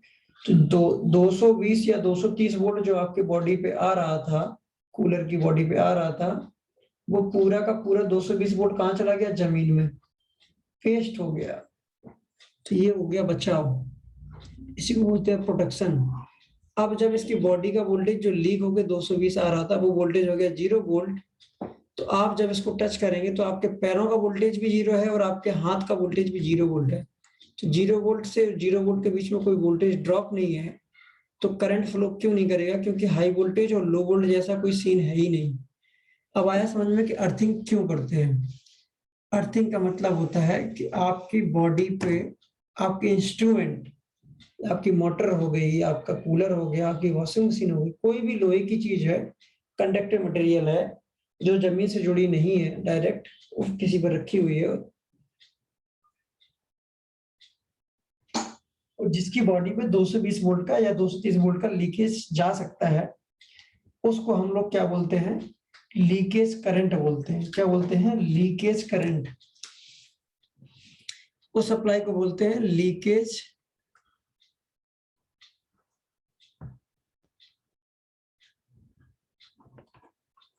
करंट बोलेंगे। और वो लीकेज करंट आपको अर्थ करना ही करना होता है। अर्थ का मतलब है उसको जमीन में डालना ही डालना है, अदरवाइज वो आपके लिए हार्मफुल है। ये तो हो गया एसी में। सेम चीज डीसी सप्लाई में होती है। जो आपके सोलर पैनल लगे होते हैं, आसमान से बिजली गिरती है, पैनल का स्ट्रक्चर होता है लोहे का, उस पे गिरेगी तो आपका पैनल भी जल सकता है, पहली बात। दूसरी बात, आपके पैनल पे स्ट्रक्चर के थ्रू वो सप्लाई आपकी अगर इन्वर्टर तक आ गई और इन्वर्टर से पूरे घर में चली गई तो आपका पूरा का पूरा नुकसान हो जाएगा, सब कुछ जलता चला जाएगा। क्योंकि आसमान से जो बिजली गिरती है उसमें बहुत एनर्जी होती है। आसमानी बिजली में बहुत एनर्जी होती है। वो आपके इन्वर्टर, बैटरी, जो चाहे सब कुछ जला सकती है। बिना सारे प्रोडक्शन आपके फेल हो सकते हैं। इससे बचने के लिए अर्थिंग की जाती है। वो अर्थिंग होती है आपकी एलए की अर्थिंग बोलते हैं उसको, एलए, और पैनल की अर्थिंग और इन्वर्टर की अर्थिंग, ये 3 अर्थिंग होती है। इन 3 अर्थिंग से आपको 0 वोल्ट जमीन से इन तीनों चीजों को देना पड़ता है। पैनल को 0 वोल्ट, इन्वर्टर को 0 वोल्ट, और आपका एलए लगा होता है लाइटनिंग अरेस्टर, कॉपर का त्रिशूल जैसा, उसको 0 वोल्ट देना पड़ता है। तो उसको अर्थिंग बोलते हैं। अर्थिंग बोलने का मतलब हो गया डीसी सप्लाई में आपने 0 वोल्ट की सप्लाई जमीन से ले जाके दे दी। जब भी बिजली पड़ेगी आसमान से, वो उस रास्ते से, किस रास्ते से? जो आपने कॉपर की वायर डाल रखी है, कॉपर की वायर के थ्रू वो जमीन में चली जाएगी और आपका बचाव हो जाएगा। तो एसी और डीसी दोनों में अर्थिंग का यूज किया जाता है। तीसरा पॉइंट आता है ग्राउंड। देखो आपने देखा होगा वो यहाँ पे कुछ मिथ है जो आप लोग गलत बोलते होंगे अनजाने में। आपकी ये बैटरी होती है 12 वोल्ट की। 12 वोल्ट की बैटरी आप लोगों ने देखी होगी सभी ने। एक इसमें एक प्लस होता है, एक माइनस होता है, सबको पता है इसमें बेसिक। एक प्लस होता है, एक माइनस होता है। तो इसको हम क्या बोलते हैं? 12 वोल्ट की बैटरी। प्लस 12 वोल्ट वाली बैटरी में जो माइनस होता है उसको हम लोग बोलते हैं ग्राउंड। ग्राउंड का मतलब 0 वोल्ट। ये 0 वोल्ट है तो ये इससे 12 वोल्ट बड़ा है प्लस वाला, तो ये बोलता है प्लस 12 वोल्ट। ठीक है, लेकिन ग्राउंड का वोल्टेज 0 होता है फिर भी इसको नेगेटिव टर्मिनल क्यों बोलते हैं? क्योंकि भाई साहब इसको प्लस बोल रहे हो तो प्लस का उल्टा माइनस होता है, प्लस का उल्टा 0 नहीं होता है, इसलिए उल्टा याद रखे आदमी, इसलिए प्लस के बाद माइनस बोल देते हैं, जबकि होना क्या चाहिए था, प्लस और ग्राउंड। बैटरी के जो टर्मिनल होते हैं वो प्लस और ग्राउंड होने चाहिए थे, ठीक है, लेकिन नहीं, ऐसा नहीं होता है। प्लस और माइनस बोला जाता है क्योंकि बोलना आसान पड़ जाता है, प्लस और माइनस, ठीक है। तो नेगेटिव टर्मिनल बैटरी का जो होता है उसको 0 वोल्ट बोलते हैं, 0 वोल्ट बोलते हैं उसको। जो आपके पूरे सर्किट में उसी बैटरी से जो सप्लाई जाएगी वही आपका ग्राउंड पूरे सर्किट में जाता है। तो आपका जो पीसीबी होता है, मदरबोर्ड, जो कार्ड वगैरह होते हैं ना पीसीबी, उसमें जहां जहां 0 वोल्ट की जरूरत होगी वहां वहां आपका यही बैटरी का नेगेटिव टर्मिनल जाएगा। तो उस टर्मिनल को आप ग्राउंड टर्मिनल बोलते हैं। उसका कलर जो होता है वो ग्रीन कलर होता है। अर्थिंग का भी ग्रीन कलर यूज करते हैं लोग, लेकिन डीसी में भी इसको ग्रीन कलर से यूज किया जाता है। ग्राउंड को ग्रीन से यूज करते हैं, आप ब्लैक से भी यूज कर सकते हो, आपके ऊपर सिद्धत है कि आप ब्लैक से कर रहे हो या ग्रीन से यूज कर रहे हो, ठीक है।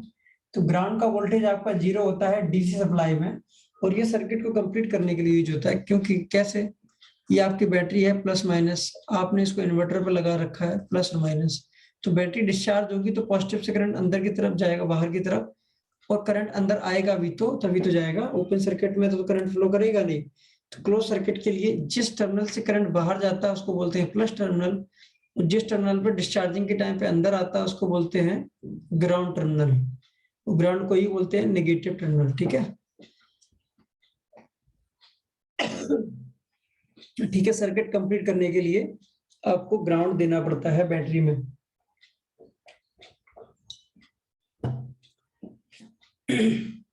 कुछ लोग बोलेंगे अर्थिंग देनी पड़ती है। देखो भाई साहब, बैटरी प्लास्टिक की होती है तो बैटरी के लिए प्लास्टिक में अर्थिंग की जरूरत नहीं पड़ती है। बैटरी से सिर्फ 2 वायर निकलते हैं, एक प्लस और एक माइनस, माइनस को ही ग्राउंड सप्लाई बोलते हैं, ठीक है। न्यूट्रल क्या होता है उसके बारे में थोड़ा बता देता हूँ। देखो, जैसा आपका डीसी में आपका ग्राउंड होता है प्लस और माइनस, इसको बोलते हैं प्लस 12 वोल्ट और इसको बोलते हैं 0 वोल्ट, 0 वोल्ट को ही ग्राउंड बोलते हैं, ठीक है।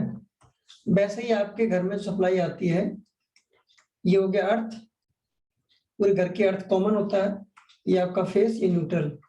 अब आपको इस सॉकेट पे, ये सॉकेट लगा है, ठीक है, यहाँ से ये पंखा चलाना है, मान लो आयरन चलाना है, तो आप एक वायर ये दोगे, एक वायर ये दोगे, ये आपकी आयरन रखी है, ठीक है, ये आपकी आयरन रखी हुई है। आप इसको ऑन करोगे, यहाँ से ऑन करोगे, जैसे आप ऑन करोगे आपका जो सप्लाई आएगा वो प्लस से आएगा। प्लस का मतलब होता है फेस, ठीक है। प्लस नहीं बोलते एसी में, एसी में प्लस माइनस नहीं होता है, एसी में फेस और न्यूट्रल होता है, डीसी में प्लस और माइनस होता है।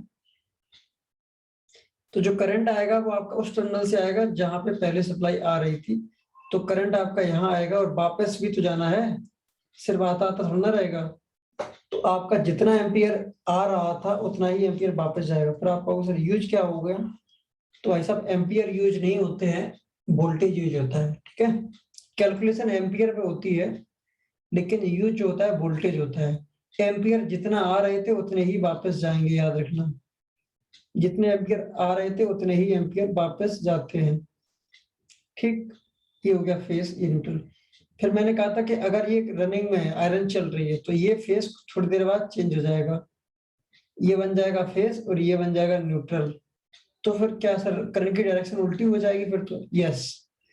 अब थोड़ी देर बाद, थोड़ी देर का मतलब होता है 10 मिली सेकेंड।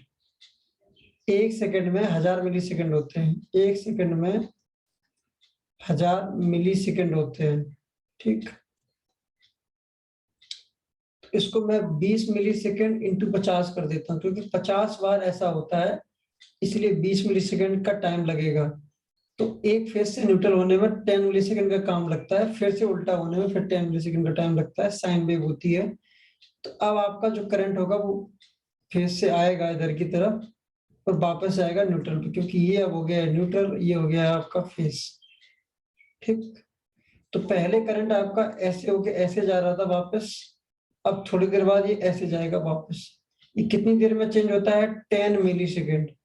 10 मिली सेकेंड कितना टाइम होता है सर? सर 1 सेकेंड के अंदर 20 ऐसी साइकिल आएंगी जिसमें ये चेंज होगा, ठीक है। जो करंट की डायरेक्शन होगी वो आपकी कितनी बार चेंज होने वाली है? 50 बार 20 मिली सेकेंड के टाइम के अंदर में। 20 मिली सेकेंड के टाइम पर ये बार बार चेंज होगी। चूंकि 10 मिली सेकेंड में एक साइकिल कंप्लीट होती है तो 10 मिली सेकेंड के बाद डायरेक्शन चेंज होगी, फिर दूसरी आएगी डायरेक्शन, फिर चेंज होगी, ठीक है। जब मैं साइन वेव आपको पढ़ाऊंगा एसी वेव फॉर्म, तब मैं ये आपको बता दूंगा कि कैसे ये चेंज हो रही है। तो आज आपको ये क्लियर हो गया फेज क्या होता है, न्यूट्रल क्या होता है, अर्थ क्या होता है, ग्राउंड क्या होता है। ग्राउंड आपका क्या होता है? डीसी सप्लाई में होता है। अर्थ आपका एसी डीसी दोनों में होता है। न्यूट्रल आपका एसी में होता है। फेज आपका एसी में होता है। ये 4 बेसिक पॉइंट है, वो आपको क्लियर हो गए होंगे। मैं अभी चाहूंगा थोड़ा आप लोगों के अटेंडेंस लगा लूं मैं। तो स्क्रीन पे मैं आप लोगों को कुछ लिखने के लिए दे रहा हूँ, आप लोग अपनी अपनी कॉपी में ये चीजें लिख लेना, ठीक है। तब तक मैं आपके अटेंडेंस लगा देता हूँ, ठीक।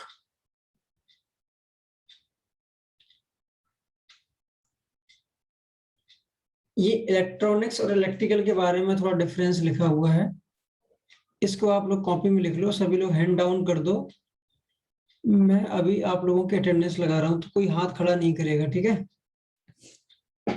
कोई हाथ खड़ा नहीं करेगा। अभी मैं आप लोगों के अटेंडेंस लगाने जा रहा हूँ, ठीक है। 1 सेकंड का मुझे टाइम दो।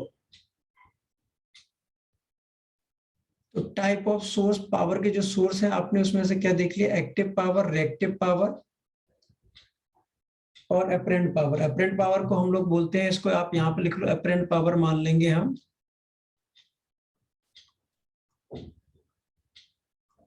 इसको डीसी को मान लेंगे एक्टिव पावर, ठीक है। और उसके ये फार्मूला लिखे, इन्वर्टर से मिलती है apparent power, diesel generator power grid इससे एसी पावर मिलती है, बैटरी और सोलर पैनल से आपको डीसी पावर मिलती है, ठीक है।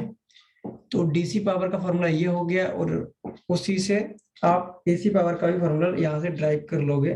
पावर इज इक्वल टू होता है वोल्टेज इनटू करंट। वॉट का फार्मूला जो ऊपर लिखा था वही मैंने यहाँ पे दोबारा से लिख दिया है, क्लियर। अब यहाँ पे एक चीज लिखी हुई है, इसको हम अभी मैंने समझाया था, इसको मैं एक बार और समझा देता हूँ। देखो यहाँ पे मैंने लिखा DC power is equal to voltage DC into I DC. आप अपने स्क्रीन को इसको जूम कर सकते हो, ठीक है। आप इसको जूम कर लोगे तो आपको बड़ा बड़ा दिखाई देगा, ठीक। डीसी पावर का मतलब हो गया वॉट। इज इक्वल टू लिखा है, इज इक्वल टू मतलब बराबर है वोल्टेज डीसी में गुणा करंट डीसी में। वोल्टेज डीसी में है तो करंट डीसी में होगा, दोनों को गुणा करोगे तो जो वॉट में आपको पावर मिलने वाली है, ठीक। मैंने कहा एसी पावर को बोलते हैं वीए में, ठीक है। तो वोल्टेज आपका एसी में होगा, तो करंट जो निकलने वाला है वो भी आपका एसी में होगा, ठीक। तो वीए मतलब AC power is equal to formula हो गया V AC into I AC, ठीक है। सिंपल सी चीज है, ये फार्मूला लिखा है power is equal to voltage into. वही चीज मैंने जो ऊपर लिखी वो यहाँ पर लिख दी, W is equal to B D C into I D C, V is equal to ये वाला फार्मूला, ठीक है। ये मतलब एसी पावर या फिर अपरेंट पावर, ठीक है। अब इसमें एक क्वेश्चन आता है कि एसी और डीसी में क्या डिफरेंस है? सर आप एसी पावर डीसी पावर इतनी देर से समझाया जा रहा हो, एक तो मुझे यही समझ में नहीं आ रहा है कि एसी क्या होता है, डीसी क्या होता है। आप बड़ी बड़ी बातें कर रहे हो। देखो एसी में और डीसी में बस यही डिफरेंस है, एसी पावर और डीसी पावर इनके बीच में डिफरेंस यही है, डीसी का फेज चेंज नहीं होता है, नो फेज। जब फेज ही नहीं है तो चेंज भी नहीं होगा, ठीक। उसमें फेज होता ही नहीं है तो चेंज भी क्या होगा? इसमें फेज चेंज होता है। मैंने बताया था ना 50 हर्ट्ज की फ्रिक्वेंसी होती है इसमें, इसलिए 50 बार चेंज होता है फेज। इसमें 0 हर्ट्ज की फ्रिक्वेंसी होती है। कोई बोलेगा कि एसी की जगह आपने डीसी क्यों बनाई, क्या जरूरत थी आपको डीसी बनाने की? जब एसी से ही सारा काम लोड चल रहा था, फिर आपने डीसी क्यों बनाई? तो उसका आंसर आपको देना पड़ेगा। उसका आंसर ये है कि डीसी को हम क्या कर सकते हैं, डीसी को हम स्टोर कर सकते हैं किसमें? बैटरी में। बैटरी में स्टोर करने के लिए आपको डीसी पावर की जरूरत पड़ती है, ठीक। एसी को आप स्टोर नहीं कर सकते हो, can not store, can not store. AC को आप स्टोर नहीं कर सकते हो, इसको आप सिर्फ और सिर्फ क्या कर सकते हो, डायरेक्टली रनिंग कंडीशन में यूज कर सकते हो। आप सोचो इसको स्टोर कर लो तो नहीं कर सकते हो, ठीक है। एसी को फिर डीसी बनाना पड़ेगा, डीसी को आप बैटरी में जाके स्टोर कर सकते हो, ठीक है। क्यों नहीं कर सकते हो? क्योंकि इसकी फ्रिक्वेंसी 0 होती है, इसलिए स्टोर हो जाती है। क्योंकि इसमें फेस चेंज होता रहता है, अगर कोई चीज चेंज हो रही है तो उसको आप स्टोर कैसे करोगे? पहले आपने इसको चार्ज किया, फिर थोड़ी देर में डिस्चार्ज कर दिया, फिर चार्ज किया, फिर डिस्चार्ज कर दिया, चार्जिंग डिस्चार्जिंग चार्जिंग डिस्चार्जिंग यही चलता रहेगा, तो फिर स्टोर क्या करोगे? इसलिए एसी पावर को हम स्टोर नहीं कर सकते। और एसी की फ्रिक्वेंसी इंडिया में कितनी होती है? 50 हर्ट्ज। हर्ट्ज बोलते हैं H Z, hertz HURTZ, hertz बोलते हैं।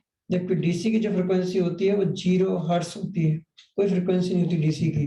फ्रिक्वेंसी क्यों नहीं होती? क्योंकि इसका फेस ही नहीं होता है, ठीक। अब इसका मतलब क्या होता है? इसका मतलब समझने के लिए मैं आपको एक वेवफॉर्म बना के दिखाता हूँ। वेवफॉर्म के लिए मैं स्क्रीन पे ही प्रेजेंट कर देता हूँ।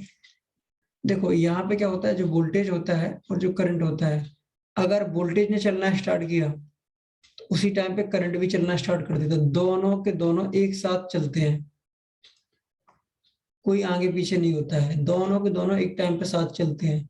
इसलिए डीसी सप्लाई में कोई फेस होता ही नहीं है। फेस तो वहां होता है ना जहाँ पे कोई चीज अलग अलग हो, तभी तो चेंज होगा। जब कोई दो चीज अलग अलग ही नहीं है तो वो बदलेंगी कैसे? जहां जहां वोल्टेज चल रहा है उसी के साथ साथ करंट चल रहा है, दोनों साथ साथ चलते हैं। तो इसमें कोई भी फ्रिक्वेंसी होने के चांसेस ही नहीं। काम तो तब बदलता है ना जब एक दूसरे में कोई टकराव हो, एक दूसरे के पीछे पक्षपात हो। ऐसा इसमें है ही नहीं, दोनों साथ साथ चल रहे हैं। तो दोनों चीजें साथ साथ चल रही हैं, तो किस बात का हमको अफसोस करना है कि इसका फेस है इसका फेस नहीं है? इसमें कुछ है ही नहीं ऐसा कुछ सीन, ठीक है। दोनों के दोनों साथ साथ चलते हैं, ठीक। कोई फेस नहीं होता डीसी सप्लाई में। एक साथ वोल्टेज चलना स्टार्ट किया, करंट भी उसके साथ चलना स्टार्ट कर देगा, जबकि एसी में नहीं होता है। एसी में वोल्टेज कभी कभी आगे हो जाएगा, ठीक, वोल्टेज यहाँ आ गया, करंट यहीं रह गया। कभी करंट आगे निकल गया, वोल्टेज यहाँ रह गया पीछे, तो ये आगे पीछे रह जाते हैं, उसको बोलते हैं फेस चेंज। फेस चेंज हो जाते हैं उसमें। वोल्टेज आगे निकल गया, करंट पीछे रह गया, तो वोल्टेज आगे हो गया। तो इसी की वजह से एक प्रॉब्लम आती है, उसको बोलते हैं पावर फैक्टर। आपने सुना होगा पावर फैक्टर, जिसने टेक्निकल थोड़ा पढ़ा होगा। तो पावर फैक्टर इसमें आ जाता है, जिसको बोलते हैं कॉस। अब कहोगे सर ये कॉस फाई क्या होता है? अब ये गणित होता है। तो कॉस फाई होता है पावर फैक्टर, जिसको बोलते हैं पीएफ। और पावर फैक्टर किसी भी सिस्टम का हमारे 1 होता है, लेस देन 1। लेस देन 1 का मतलब होता है 0 से बड़ा और 1 से छोटा। पावर फैक्टर कभी भी 1 से ज्यादा किसी भी सिस्टम का दुनिया में नहीं हो सकता है, ठीक है। तो ये कॉपी में लिख लो। पावर फैक्टर जो होता है हमारा, मैं इसका वीडियो आप लोगों को सेंड कर दूंगा। ये 1 से कम होगा और 0 से बड़ा होगा, ऐसे लिख लो। इसको ऐसे बोलते हैं बड़ा और इसको बोलते हैं लेस देन, ठीक है। तो ये लिख लो, पावर फैक्टर की ये वैल्यू 1 से ज्यादा नहीं हो सकता है और 0 से कम नहीं हो सकता है, ठीक है। ये होगी पावर फैक्टर की कहानी। अब यहाँ पे वेवफॉर्म बनी हुई है ये वाली, ये आप लोगों को समझ में नहीं आई होगी, ठीक है। ये क्या बवाल है, क्यों बना रखा है? तो देखो, इसके लिए मुझे वेवफॉर्म आप लोगों को समझानी पड़ेगी। एसी वेवफॉर्म क्या होती है और डीसी वेवफॉर्म क्या होती है। डीसी वेवफॉर्म इजी होती है, बट थोड़ा बहुत इसके बारे में बताना पड़ेगा मुझे। एसी वेवफॉर्म, डीसी वेवफॉर्म और पावर फैक्टर के बारे में थोड़ा रिवाइज करवाना पड़ेगा। बाकी मैं इसका वीडियो आप लोगों को भेज दूंगा कि पावर फैक्टर क्या होता है, कैसे काम करता है, क्या मतलब है इसका। मैं वीडियो आपको सेंड करने वाला हूँ आज शाम को, ठीक है। बाकी वेवफॉर्म के बारे में, क्या जीरो क्रॉसिंग होती है, क्या साइन वेव होती है, स्क्वायर वेव होती है, मॉडिफाइड साइन वेव क्या होती है, चेंज ओवर टाइम, ये सब टॉपिक जो है अभी अभी हमारे पेंडिंग है, इनको हम कल समझेंगे। ट्रांसफार्मर कैसे काम करता है, रिले कैसे काम करती है हमारी, ठीक है, और हमारा ग्रिड चार्जर कैसे काम करता है, सोलर चार्जर कैसे काम करता है, मॉसफेट कैसे काम करते हैं, डायोड कैसे काम करता है, जीनेट डायोड कैसे काम करता है। छोटे छोटे जो कंपोनेंट है हमारे, उनके लेवल पे अभी ट्रेनिंग हमारी चलेगी 2 दिन और, ठीक है। आज का हो गया, कल परसों, परसों आपका सब कुछ हो जाएगा, उसके बाद समराइज कर दिया जाएगा। समराइज करने के बाद आपका टेस्ट पेपर होगा, जो आज अभी आपको 2 दिन में पढ़ाया जाएगा ना, 3 दिन में, उन सबको आपको टेस्ट में आंसर देने हैं, ठीक है। तो मैं आज का सेशन जानबूझ के छोटा इसलिए रख रहा हूँ क्योंकि आज पहला दिन है। अगर मैं आज ही ज्यादा पढ़ा दूंगा तो फिर प्रॉब्लम होगी आप लोगों को कि इतना लंबा क्यों पढ़ा रहे हो, ठीक है। तो एक काम करते हैं, हम लोग कल मिलेंगे 1 बजे, ठीक है। कितने बजे मिलेंगे हम लोग? कल 1 बजे मिलने वाले हैं। उससे पहले, जाने से पहले ये आप रहने दो, मैं कल ही समझा दूंगा, कंफ्यूज हो जाओगे फिर आप लोग। तो मैं आपको कुछ वीडियो भेजूंगा आज, पावर फैक्टर हो गया, ये सब टॉपिक के वीडियो मैं आपको भेजने वाला हूँ आज, तो उनको आप लोग देखिएगा, ठीक है। बाकी सर ने पहले वीडियो भेज दिए होंगे, वो आप भूल भी गए होंगे, उनको मैं दोबारा भेज दूंगा सभी को। तो वो वीडियो आप लोग दीजिए, देखिएगा। वीडियो देखने के बाद फिर आप कल जब आप मीटिंग में आए तो कुछ क्वेश्चन जरूर पूछिएगा आप लोग, ठीक है। अब मैं सब लोगों को माइक दे देता हूँ, जिनको जो क्वेश्चन पूछना है वो अपने अपने क्वेश्चन पूछ सकते हैं, ठीक है। अब सभी लोग एक एक करके क्वेश्चन पूछेंगे, क्लियर। अभी मैं जिनको भी क्वेश्चन पूछना है, मैं सबको एक एक करके माइक, अभी मैं सबके हैंड डाउन कर दे रहा हूँ, ठीक है। सबके मैंने हाथ नीचे कर दिए हैं। अब जिसको क्वेश्चन पूछना है वो अपना हाथ खड़ा करे। ठीक है रवि, आप अपना क्वेश्चन पूछिए, क्या क्वेश्चन है आपका? Hello sir. यस, पूछिए। सर मैं पूछ रहा था कि जो सर आज मीटिंग हुई है, जो इसकी रिकॉर्डिंग है, क्या क्या आप वो सेंड करोगे? हाँ, वो मैं रिकॉर्डिंग सेंड कर दूंगा। Okay sir. मुझे लगा कोई क्वेश्चन पूछोगे आप, आपने तो क्वेश्चन नहीं पूछा, चलो कोई नहीं।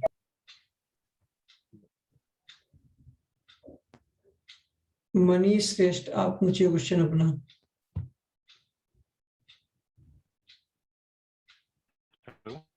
यस, पूछिए मनीष जी, आप अपना क्वेश्चन।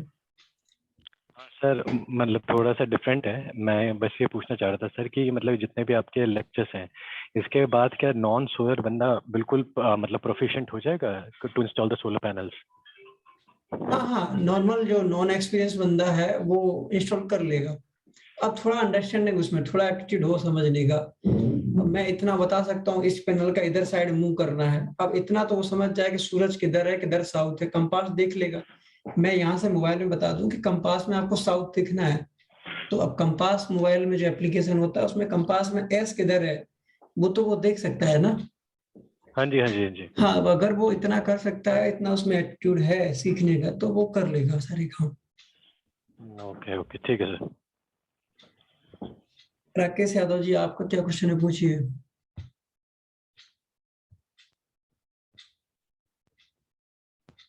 राकेश यादव जी। अंकित, आपका क्या क्वेश्चन है?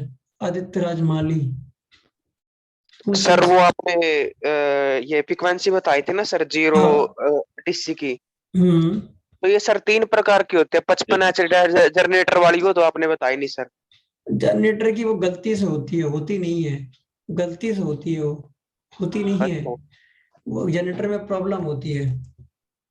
अच्छा 55 तो इंडिया में चलेगी ही नहीं। एवरीथिंग इज रिलेटेड वीडियो हो तो प्लीज सेंड कर दे, ओके। आप इंडिया की फ्रिक्वेंसी है 50 हर्ट्ज, ठीक है। और अच्छा हमारे सर। इन्वर्टर लेते हैं 47 हर्ट्ज से लेके 53 हर्ट्ज तक, ठीक है। Okay sir.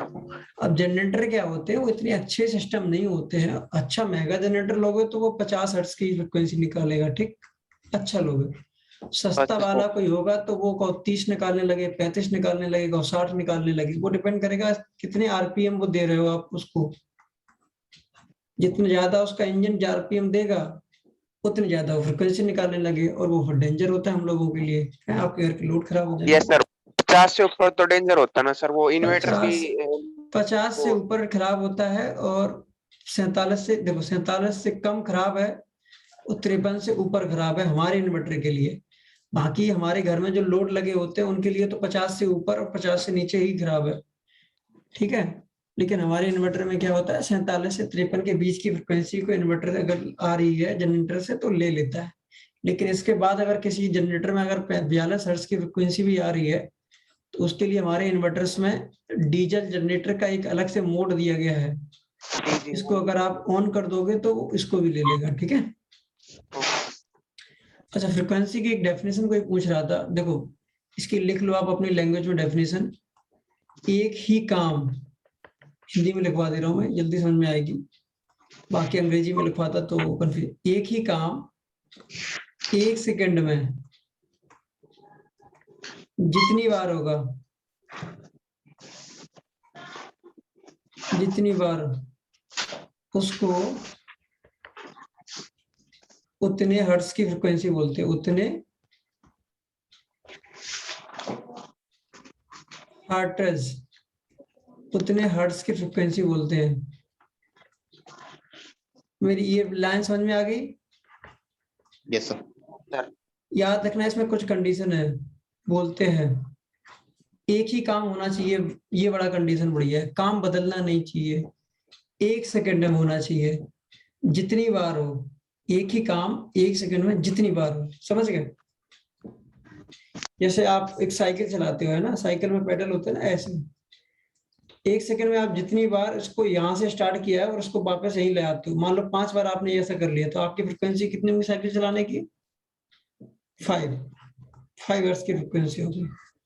जैसे होता है ना रिवॉल्यूशन पर मिनट, आरपीएम, आरपीएम का फॉर्म जानते हैं क्या होता है? आरपीएम।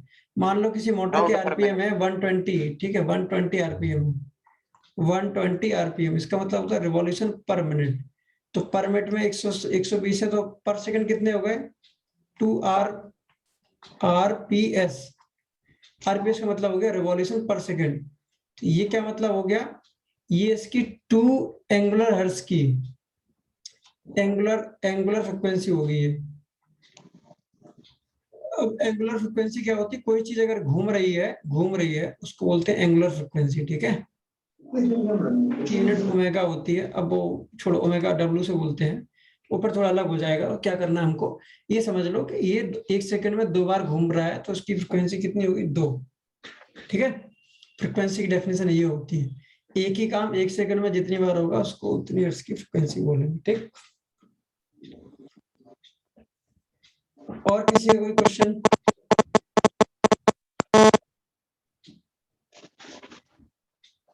आदित्य राज माली, आपका कोई क्वेश्चन है? सर मेरा पैनल इंस्टॉलेशन रिलेटेड ही है। हाँ। ग्राउंड माउंटेन जैसे पैनल पर इंस्टॉलेशन करते हैं तो सर यूज एडिशन और डिफ्यूज एडिशन दोनों यूज में आता है। कौन सा? यूज एडिशन और डिफ्यूज एडिशन मतलब जो एक एंगल सेट होता है, तो जैसे हाँ। ग्राउंड में तो south west 22 degree tilt fix होता है। कितना अगर कितना एंगल टिल्ट? 22 degree sir. और 22 डिग्री ये फिक्स नहीं होता है एक्चुअली ना। इंडिया ना जो कंट्री है अपना, यस सर। इंडिया ऐसे नहीं है कि एक लंबाई में है। इंडिया जो अपना है यस सर। वो 8 डिग्री से स्टार्ट होके यस ये गया है आपका 37 डिग्री तक। 7 डिग्री है सर। डिपेंड करेगा आप किस जगह लगा रहे हो, ठीक है। अगर आप 22 लगा रहे हो, ये महाराष्ट्र वाले एरिया में इसमें लगा सकते हो इतने में। Yes sir. दिल्ली में लगाओगे तो आपको 25 लगाना पड़ेगा, दिल्ली के ऊपर जाओगे 28 लगाना पड़ेगा, इससे ऊपर जाओगे 30 लगाना पड़ेगा, और अगर आप लद्दाख लगाओगे तो 36 37 लगाना पड़ेगा। केरल में लगाते हो 10 डिग्री पे लगाने पड़ेंगे, ठीक है। तो ये फिक्स नहीं है, वो आपके लैटिट्यूड के हिसाब से चेंज हो जाते हैं।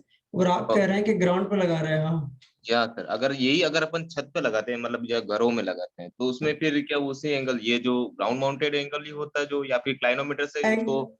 एंगल देखो, याद रखना आपकी जगह से डिपेंड करता है। एंगल हमेशा आपकी लोकेशन क्या है, लैटिट्यूड पे डिपेंड करेगा। Okay okay sir. वो आप छत पे लगाओ या फिर 5 फुट ऊपर लगाओ या फिर ग्राउंड पर लगाओ, उससे एंगल से कोई मतलब नहीं है। हाँ, आपके स्ट्रक्चर की जो लोअर स्मॉल पोल है, स्मॉल पोल समझ रहे हो, जो फ्रंट पोल जो होता है, पोस्ट स्मॉल फ्रंट पोल जो आगे वाला होता है, फ्रंट या स्मॉल वाला, उसकी हाइट क्या है? ओके। ये हाइट आपकी डिपेंड करेगी कि आप ग्राउंड पे लगा रहे हो, फर्स्ट फ्लोर पे लगा रहे हो, सेकंड फ्लोर पे लगा रहे हो, बाउंड्री को साइड में लगा रहे हो, ये इस पर डिपेंड करेगी, समझ गए? Okay sir. फ्रंट पोल की हाइट क्या है ये डिपेंड करेगी आप किस जगह लगा रहे हो। आपके घर में कोई पेड़ आ गया, कुछ और है, वो डिपेंड करेगा। आपका एरिया क्या है, आपके लैटिट्यूड की लोकेशन क्या है। मान लो आप रांची में लगा रहे हो, ठीक है, और एक आदमी लगा रहा है उसको केरला में, ठीक है, यस सर, एक लगा रहा है J&K जम्मू कश्मीर में। यस तो सर, तीनों का आपका जो एंगल होगा अलग अलग होगा। रांची का होगा लगभग 23 के या 21 के लगभग, ठीक। केरला का हो जाएगा आपका 11 के लगभग, ठीक। J&K sir. का हो जाएगा 32 के लगभग। तो ये एंगल का झुकाव अलग हो जाएगा। कहने का मतलब है कि अगर एक छोटा वाला पोल है वो 1 मीटर का है, बड़ा वाला मैंने मान लिया कि 1.5 मीटर का, जस्ट एग्जाम्पल। तो यस ये रेशियो हो गया 1 इन 1.5 गुना, ठीक है, 1.5 का रेशियो हो गया, ठीक, यहाँ पे रांची में। और ये रेशियो यहाँ पे क्या होगा, जम्मू कश्मीर में अलग हो जाएगा। यहाँ पे 1 मीटर ये हो गया, 1.75 मीटर ये हो जाएगा। और ओके। केरला में क्या होगा, 1 मीटर छोटा वाला था, और बड़ा वाला हाँ। 1.2 मीटर हो जाएगा। तो छोटे पोल से बड़े पोल की लंबाई कितनी ज्यादा है ये डिपेंड करती है आपके एंगल पे, ठीक। ओके। और छोटे पोल की ही हाइट कितनी रहेगी ये डिपेंड करती है आप किस जगह लगा रहे हो अपने घर में, फर्स्ट फ्लोर, ग्राउंड फ्लोर, पेड़ आ रहा है, पड़ोसी का मकान आ रहा है। तो देखो यस तीनों जगह में मैंने जो छोटा पोल लिया वो 1 मीटर का लिया था तीनों केस यस में। यस सर, लेकिन अगर आप कोई आदमी रांची में ही 3 जगह लग रहे हैं, रांची में 3 जगह, ठीक, एक ग्राउंड फ्लोर पे लगवा रहा है, एक थर्ड फ्लोर पे लगवा रहा है, एक पेड़ आ रहा है वहां पे लगवा रहा है, तो वो क्या ओके। करेगा, एंगल तो यही रहेगा, लेकिन वो क्या करेगा, किसी ने ग्राउंड पे लगवा लिया तो आगे वाले पोल की हाइट हो जाएगी 0 मीटर। और यस किसी सर, ने कहीं फर्स्ट फ्लोर पे लगवाया, वहां बाउंड्री आ रही है उसकी छत की, ठीक है, साइड बाउंड्री, तो यस सर, उसकी साइड की बाउंड्री मान लो कि आती है 1 मीटर, तो वो यस 1 मीटर मिनिमम हाइट रख सकता है, ठीक है। अब किसी और जगह लगाया रांची में ही, तो वहां पे हाँ। 1.5 मान लो कि सुपर स्ट्रक्चर लगवाना पड़ा, तो 3 मीटर उसने हाइट दे दी स्मॉल पोल की। तो ओके बड़े सर, पोल की हाइट कितनी हो जाएगी, बड़े इससे 1.5 मीटर ज्यादा, 4.5 1.5 मीटर, मीटर, 4.5 मीटर हो जाएगी सर उसमें। 4.5 ओके मीटर सर, हो जाएगी। तो ये आप कितना बड़ा कर रहेंगे, ये इंस्टॉलेशन की ट्रेनिंग जब आपकी होगी तब आपको बता दिया जाएगा, ओके एंड में होती है, ठीक है। Sir okay sir sir UP में ये क्या रहेगा? यूपी में क्या रहेगा, अभी अब इस ट्रेनिंग हो रही है अभी उसकी आदि आदि बेसिक की, का प्लांट लगाया है तो बेसिक सर की ट्रेनिंग, सर अभी बेसिक की फ्लोर पे ट्रेनिंग हो लगाया रही है। जी सर। मैं क्या बोल रहा हूँ, अभी आपकी बेसिक की ट्रेनिंग हो रही है, ठीक है। जी सर मैं जी आपको सर यहाँ पे बता देता हूँ। जी बाकी अगर सर। किसी को अर्जेंट करना है, मान लो अभी ये 15 दिन बाद आपको ये भी बता दिया जाएगा, बट अगर आपको अर्जेंट करना है तो गूगल मैप, सबके मोबाइल हैं, सबके मोबाइलों में है गूगल मैप। सर भाई टॉपिक चल रहा था तो इसलिए मैंने पूछ लिया। कोई नहीं, मैं बता देता हूँ। आप अपने घर का लोकेशन बताओ, कोई आसपास की जगह। जी सर, फर्रुखाबाद डिस्ट्रिक्ट। फर्रुखाबाद, ठीक है, उत्तर प्रदेश। जी ये सर जी मैंने सर गूगल मैप पर डाल दिया, आपके मोबाइल में है। अब फर्रुखाबाद में मैं फर्रुखाबाद बस स्टैंड को लगा लेता हूँ, ठीक है। जी सर जी सर जब आप गूगल मैप में डालोगे तो फर्रुखाबाद बस स्टैंड पे जब आप टच करोगे अपनी फिंगर पे, तो ऊपर कोड लिख के आ रहे हैं स्क्रीन पे, देखो ऊपर आपके स्क्रीन पे आ जाएंगे। यहाँ पे ये लैपटॉप है तो आपको लिंक मिलती है, लैपटॉप पे क्या होती है, लिंक ओपन होती है। गूगल जी मैप सर पे लिंक नहीं होगी, वहां पे स्क्रीन पे लिख के आएंगे कोड। इतना कोड आपकी स्क्रीन पे लिख के आएगा जब भी आप लोग ओपन करोगे, तो इतना, इसको मोबाइल नंबर की तरह समझ लो। तो आगे के जो 2 डिजिट है, आगे के 2 कितने हैं, 27.38। तो ठीक है, नहीं आगे के मत, 38 मत याद रखना, बस 27 याद 27। रखो बस। तो 27 डिग्री के एंगल पे आपका फर्रुखाबाद लग जाएगा, ठीक है। जी सर। तो ये लैटिट्यूड देखना आप लोग सीख लो कि लैटिट्यूड कैसे देखते हैं। अब सर बाकी हम आप लोग, लगा रहे थे। अब मान लो कि कोई राजस्थान के जयपुर में लगा, पंजाब के लुधियाना में लगाना चाह रहा है, ठीक है, जैसे एग्जाम्पल ले लेता हूं मैं। ये क्या लोकेशन आ गई इसमें, लुधियाना पंजाब, ठीक है। अब देखो लुधियाना ये आ गया, इसकी मैं किसी एक जगह पे क्लिक कर दूंगा, ऊपर देखो एंगल देखो, जहां पे 27 था, अब क्या हो गया वहां पे, 30 हो गया सर। तो लुधियाना में 30 के एंगल पर लगेंगे, क्लियर। तो समझ जी गए होगे। अब मैं केरल की राजधानी बताओ मुझे, कोई क्या है, केरल की कैपिटल क्या है,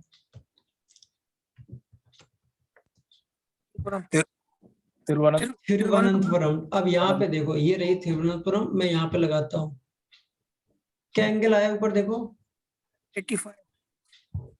8.58। 8 आया है, ध्यान से देखोगे तो 8 आया मिलेगा, ठीक है। और नीचे जाऊंगा मैं, ये इंडिया का एकदम साउथ पॉइंट हो गया। कन्याकुमारी। कन्याकुमारी तो राइट हैंड साइड में पड़ता है, कोई जगह है ये मान लो, तो इसकी जगह क्या होगी 8 पॉइंट कुछ होगी, 8 डिग्री होगी। और ऊपर आऊंगा मैं यहाँ पे, तो यहाँ भी 8 पॉइंट कुछ आ रही है, 8.26 हो गया। और ऊपर आऊंगा तो ये हो गया 8.3। ठीक है, धीरे धीरे ऊपर आ जाऊंगा। कर्नाटक का बेंगलोर पकड़ लिया मैंने, ठीक है, ये आगे कोई सिटी, तो एंगल वहां पे 8.8 हो गया। तेजी से नहीं, मैंने जूम ज्यादा कर रखा है एक्चुअली, तो तेजी से नहीं बढ़ रहा है इसलिए। स्लो से देख रहे हो, मैं इतना बढ़ रहा हूँ तब भी। अब देखो बढ़ रहा है एंगल बहुत तेजी से, देखो बेंगलुरु आ गए, ऊपर देखो एंगल बढ़ते जा रहा होगा। 13 हो गया। 15 हो गया। जी जी जी। अब जैसे यूपी में आ जाएंगे हम, यहाँ पे सोलापुर, यहाँ पे मालेगांव साइड 20 हो गया। इंदौर में देखो कितना आ रहा है, 22 आ रहा है। 23 आपका जौरा में आ रहा है, तिरुवनंतपुरम तो साउथ में हो गया। समझ गया ना? अब ये एंगल सर निकाल, हाँ, आपका समझ आ गया। चलो अब ये एंगल कैसे निकालते हैं फिर मैं किसी और दिन बता दूंगा, ठीक है। Actually okay. एंगल पता चल गया, लेकिन स्ट्रक्चर से एंगल कैसे निकालते हैं फिर मैं किसी और दिन बता दूंगा, ठीक है। जी सर, अभी थैंक एक्चुअली यू। बेसिक चल रहा था, इन्होंने क्वेश्चन पूछ लिया है। और किसी का कोई क्वेश्चन हो तो पूछो जल्दी से। राकेश यादव क्या क्वेश्चन पूछना, पूछिए। सर अटेंडेंस नहीं लगा सर अभी। अटेंडेंस के अलावा भी कुछ पूछ लिया करो, अटेंडेंस नहीं लगा। आपका नाम क्या है? राकेश यादव। राकेश यादव के नाम पे यहाँ पे कोई है ही नहीं, रामकेश यादव है यहाँ पे। राकेश यादव सर, कहाँ से हैं आप? यूपी से, आजमगढ़। जौनपुर। मैडम ने एंट्री नहीं की। मोबाइल नंबर बोलो अपना। 7398 7398 51 51 96 96 87। 87। जी सर। देखो मोबाइल नंबर सही डला है, देखो यहाँ पे जरा, ये मोबाइल नंबर देख पा रहा हो नहीं देख पा रहा हो? नहीं सर। अरे स्क्रीन पे देखा करो भाई साहब कुछ। नहीं सर, अपनी बात बोलते हो, दूसरे की नहीं सुनते हो। स्क्रीन मोबाइल वाइल है, किससे आए हो मीटिंग में? हाँ सर, स्क्रीन मोबाइल है, देख के 73। स्क्रीन पे मोबाइल नंबर लिखा है, उसको देखो जरा। नंबर है